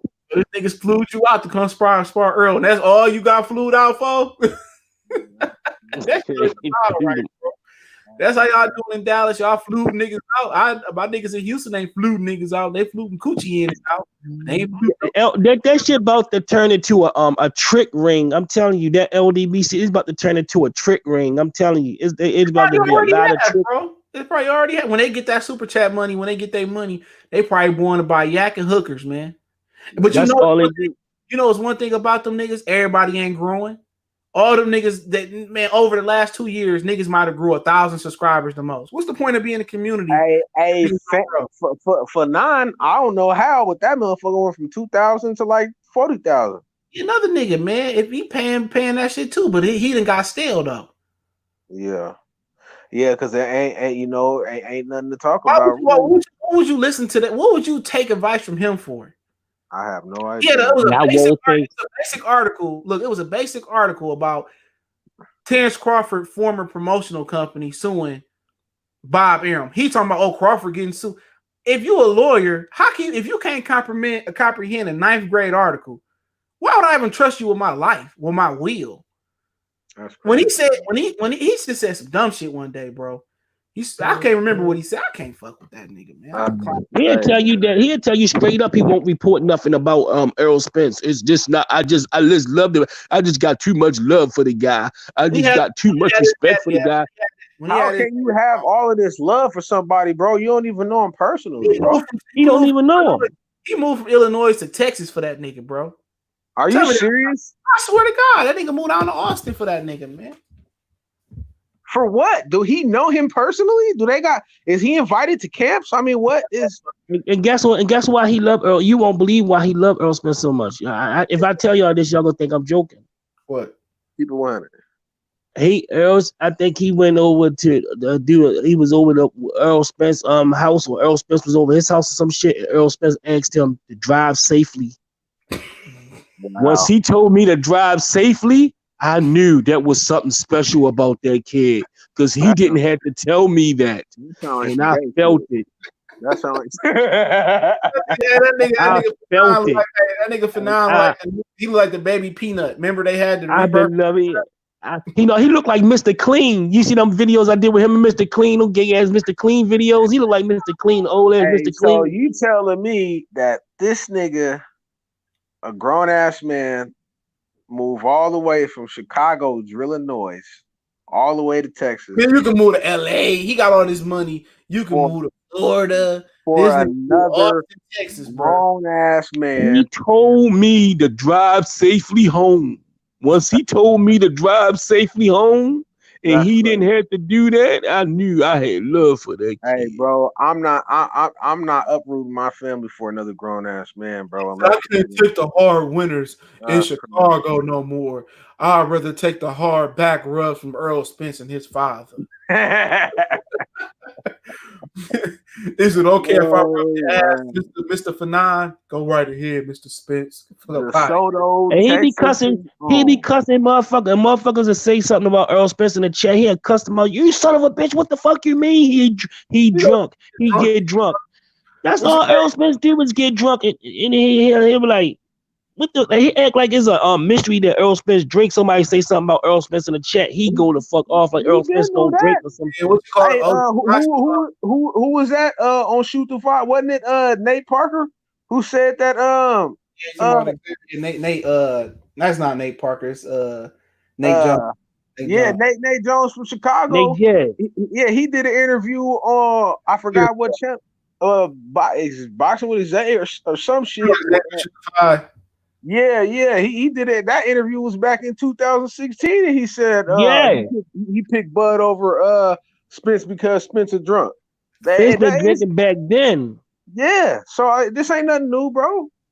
Spence got a video. He got a video when he first came out when he had like 12 fights. Him and Adrian Broner was in Vegas drunk as a motherfucker. playing around. He had like 12 fights, and him and Broner was drunk as shit. And they were drunk as a month. That shit's still up on YouTube. He was drunk. He was drunk before he even started getting big. He was drunk. Him and Broner was fucked up. I think Errol Spence had like 10, 12 fights, and him and Broner was fucked up in Vegas. They was drunk as a bitch. Crazy, bro. The best case scenario, Frankie Randall. That's the best case scenario for him. Adrian Broner caught up with him too. Adrian Broner versus Amir Khan. I don't know, man. I wouldn't bet my money on that. Hey, CJ, I finally read them articles about that girl who used to fuck with Charlo, bro. He was beating her ass, bro. It's multiple. She ain't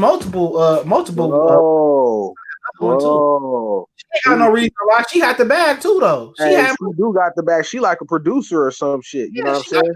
She had no point to lie on that nigga. Matter of fact, she was the one that was supporting him before he got big. Yep, and she said they got mad. She said he was making like 50, 60,000 a fight. He was only fighting like once or twice a year. And then she said the turning point was she wasn't allowed to do much or go nowhere. But on this particular night, he let her go with one of her best friends out. They went to a bar, and when she got home, bro, he was waiting in the driveway for her to pull up.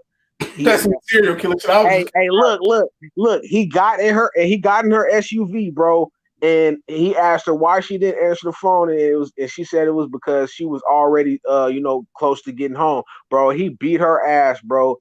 He allegedly. Allegedly. Okay, allegedly, bro. He fractured her cheekbone, bro. He allegedly fractured her cheekbone.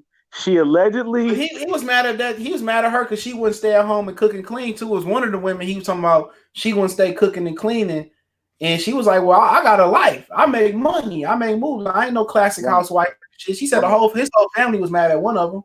Yeah, bro. Shit, he remember he got robbed. Then nigga went to the club in New York and got robbed. Some chick robbed his ass. He lied about that shit. He lied and said, "Oh, the New York Times lying on me."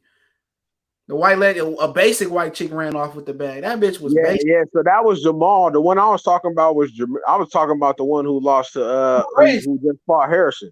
Who crazy as hell. Yeah, that motherfucker. She said Houston don't mess with them niggas for real, bro. I got a few niggas down there that do their thing. They don't mess some with bitch ass nigga in the chat talking about named Skull Crusher talking about Stank Davis. He must be some white supremacist.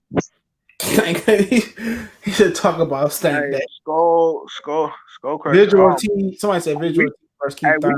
We can get him up out of here unless you want to let him live. Shit, he'd say something else stupid. What the fuck he gonna mean talk about Stank Davis? Maybe it was a typo because he said where the LDBC punks at not showing up because you ain't got no wrench. I think it was a typo, bro. All right, it was a typo. All right. No, bro, that's crazy. That's what they do at them churches where they scam people. They have them tight schedules and stuff. Yeah, that motherfucker say you gonna go on at 10 o'clock. I'm gonna go on.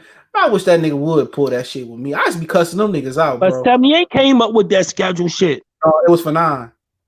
Oh, he the one came up with the schedule. Yep, for 9 did that. I can't watch these videos all they doing is one of them build up subscribers, and then at the end of their show, they say, "All right, we're gonna stop and we're gonna go over the whoop de whoop." Excuse me, we're gonna go over the whoop de whoop page. And niggas don't be subscribing to that shit. Look at all the small channels, man. KQKC Boxing just got 1,000, nigga. Like, come on, are you serious? Man. You know, Kelly Enigma he barely sitting on 3,000. Nigga, you could have did that on your own. Hey, it's some little nigga in the wheelchair. CJ, the problem is I ain't worried about Professor X, Xavier. Nigga. I built that nigga up too. I built him up too. I built some nigga in a wheelchair named Monty Brown. Don't say that nigga name. I built that nigga too. Hey.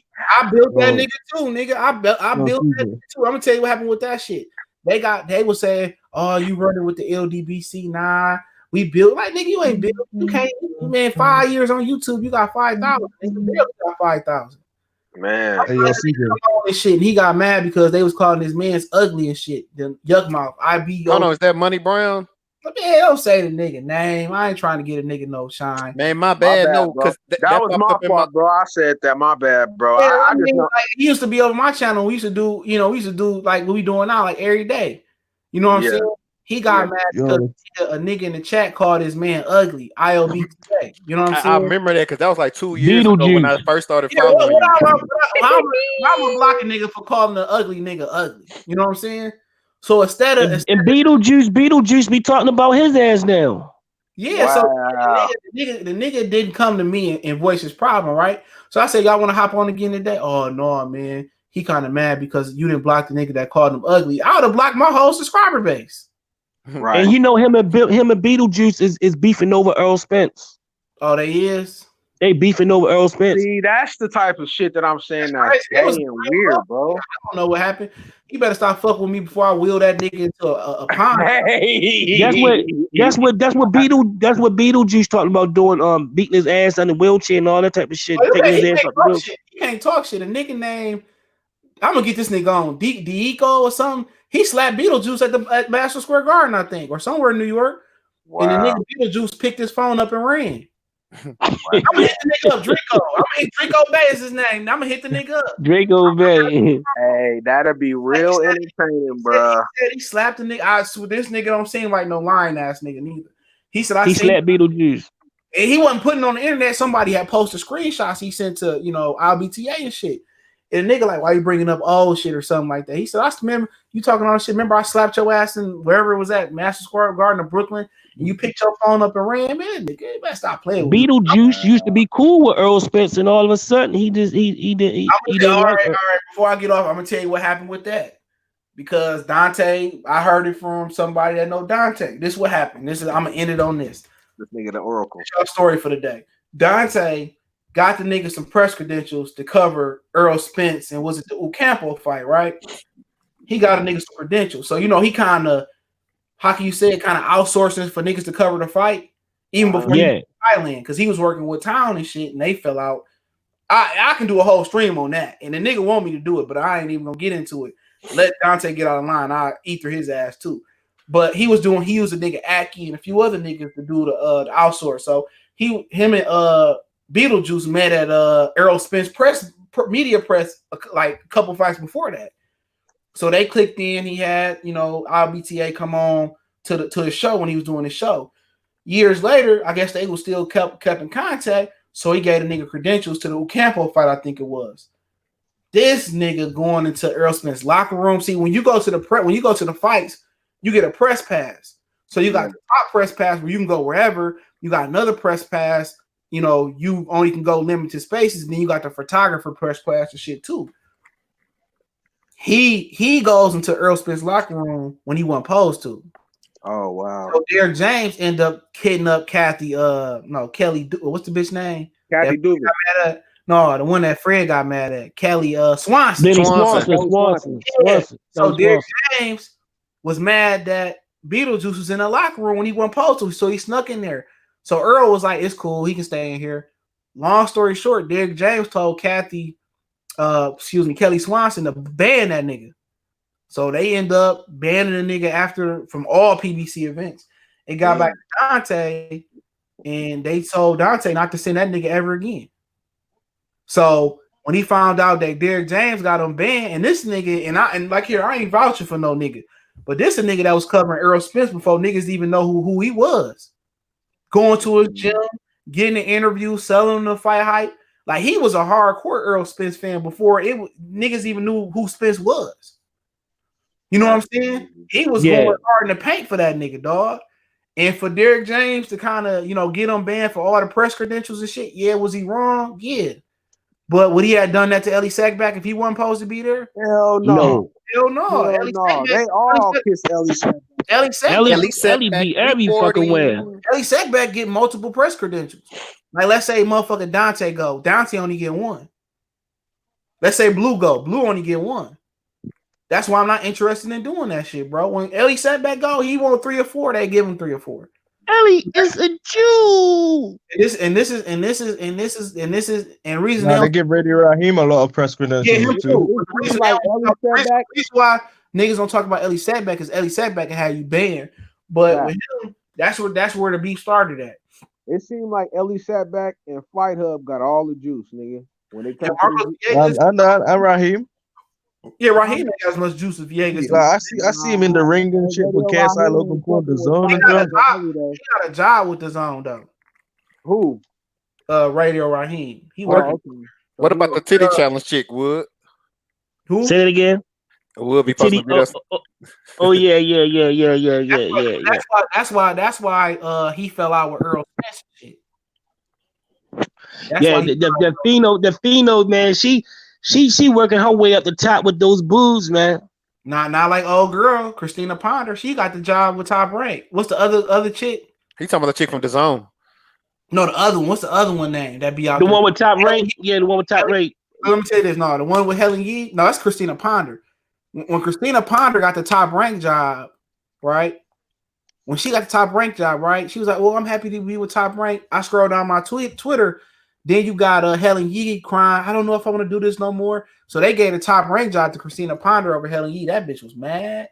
Oh, hey, she act like she was about to commit suicide or something. Hell yeah! I was reading her tweets and then I looked. I said, "Oh, that's what happened." Somebody sat on Bob Aaron face and didn't get the job.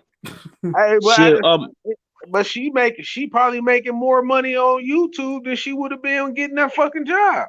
But that job, that's something to put on your resume. Like, should I work for ESPN? True. Hey, CJ, the next stream, everybody should have their cameras on. We need to wear shades. Like, Ego, the vampire screen. Unofficial local dummy boxing community member. Hey, bro, I ain't gonna lie. This shit is lit, bro. This shit lit. Hey, I'm gonna watch this shit again, bro. I know our shit was lit, bro. This shit was dope, CJ. I can't lie, bro. The vampire screen. Hey, before you go, CJ, when you popping off the podcast, man? I don't know. I'm being lazy, bro. I ain't got shit. I still be busy every day. I ain't even know. Look. I ain't even no essential employee. I still be working. These motherfuckers still keep me working hard. Right. I know me and the dog get a couple miles in his badass. I'm about to get another one too. I'm about to get me a husky on y'all niggas. All right, go do that. Oh yeah, you got the climate for huskies, huh? You got the climate for huskies. Hell yeah. You about to have Miles and a husky? Hell yeah, nigga. Husky gonna live in the house too, nigga. Damn, bro. Right. Hey, what you be doing for the smell though? The smell? Yeah. Odor bond, vacuuming, incense. My shit don't smell like my basement do because this stupid ass. I got a grandma shitted on my motherfucking his grandma shitted on my carpet. So I'm gonna clean that shit. Boy, you scared me. You scared me, boy. I thought you said my grandma was shit on my car. Like, my dog. You scared me, man. Gotta make sure they got them depends on. Yeah. Oh shit. Oh man, y'all, this shit was wild, y'all. Yeah, this was, bro. It was a lot of issues covered, bro. You know what I'm saying? Yeah, y'all was getting them out. Y'all was getting in my ass when it first started over the Deontay Wilder shit. Hey, but the whole thing, though, Wood, is when it comes to like having good streams and shit, bro, it need to be voices from both sides of the spectrum, bro. Because if everybody just agree with everything, bro, it ain't gonna. It look fake. It look fake as shit. It look like the LDBC shit. Right.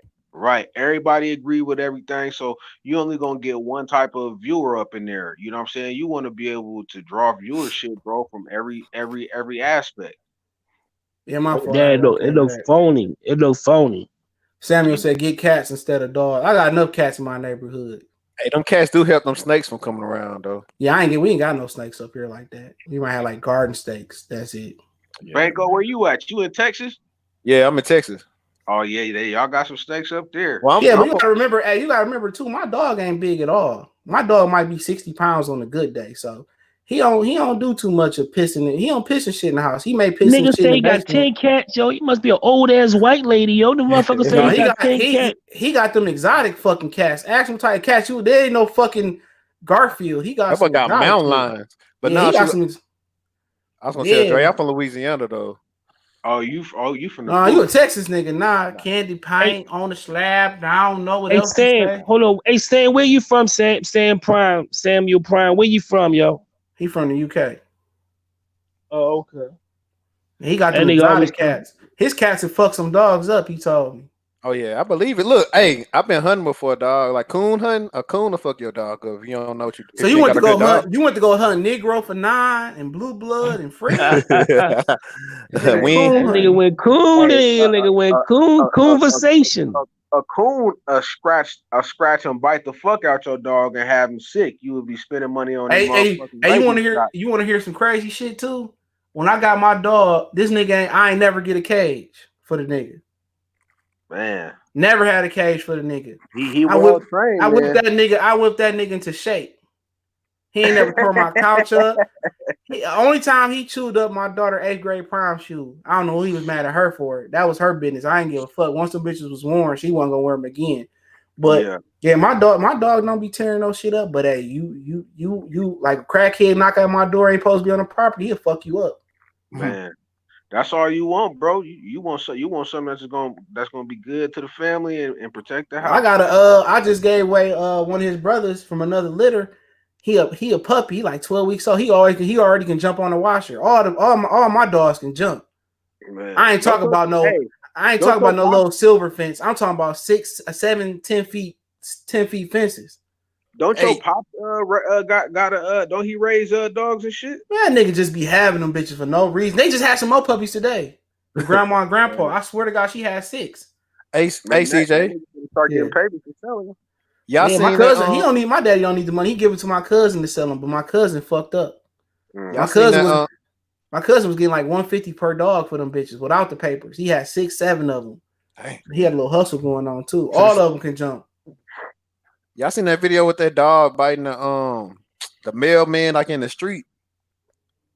Oh yeah. You talking about the brown girl dog? I don't know, but it won't let the mailman go. Y'all check out my. I got some more Harvey Weinstein. I got some Harvey Weinstein videos coming out next week. Y'all check them out. Yo, they funny as shit, y'all. You better hurry up and get them out, because that's before the nigga die. Man, you got corona. They about to. Hey, bro. Hey. They about to suicide him just like they did Epstein, bro. Because look, it was supposedly he in order to shorten his sentence, bro. He's supposedly supposed to give a list of people that include Bill Clinton, he did. Oprah Winfrey. He ain't do it. Hey, Tom Hanks. All of them motherfuckers. No, they trying to keep it hush hush right now, just so nothing happened to the motherfucker. And he just got diagnosed with coronavirus. I think that's a lie. I think they said that because right now they debriefing him and getting all of the information they could possibly get it from him. Man, I did a funny video on him, man, but that motherfucking fucking conversation got me fucking. He gonna talk about me, but if I say something about him, I don't try to get his shit banned. He get my shit banned. He get my shit blocked. You playing with a cornball, but I gotta hop off, bro. I'm gonna do this again. Probably like what's today? Wednesday. Yeah. No. Today Thursday. Today Thursday. Yeah, Thursday and Wednesdays. I got y'all.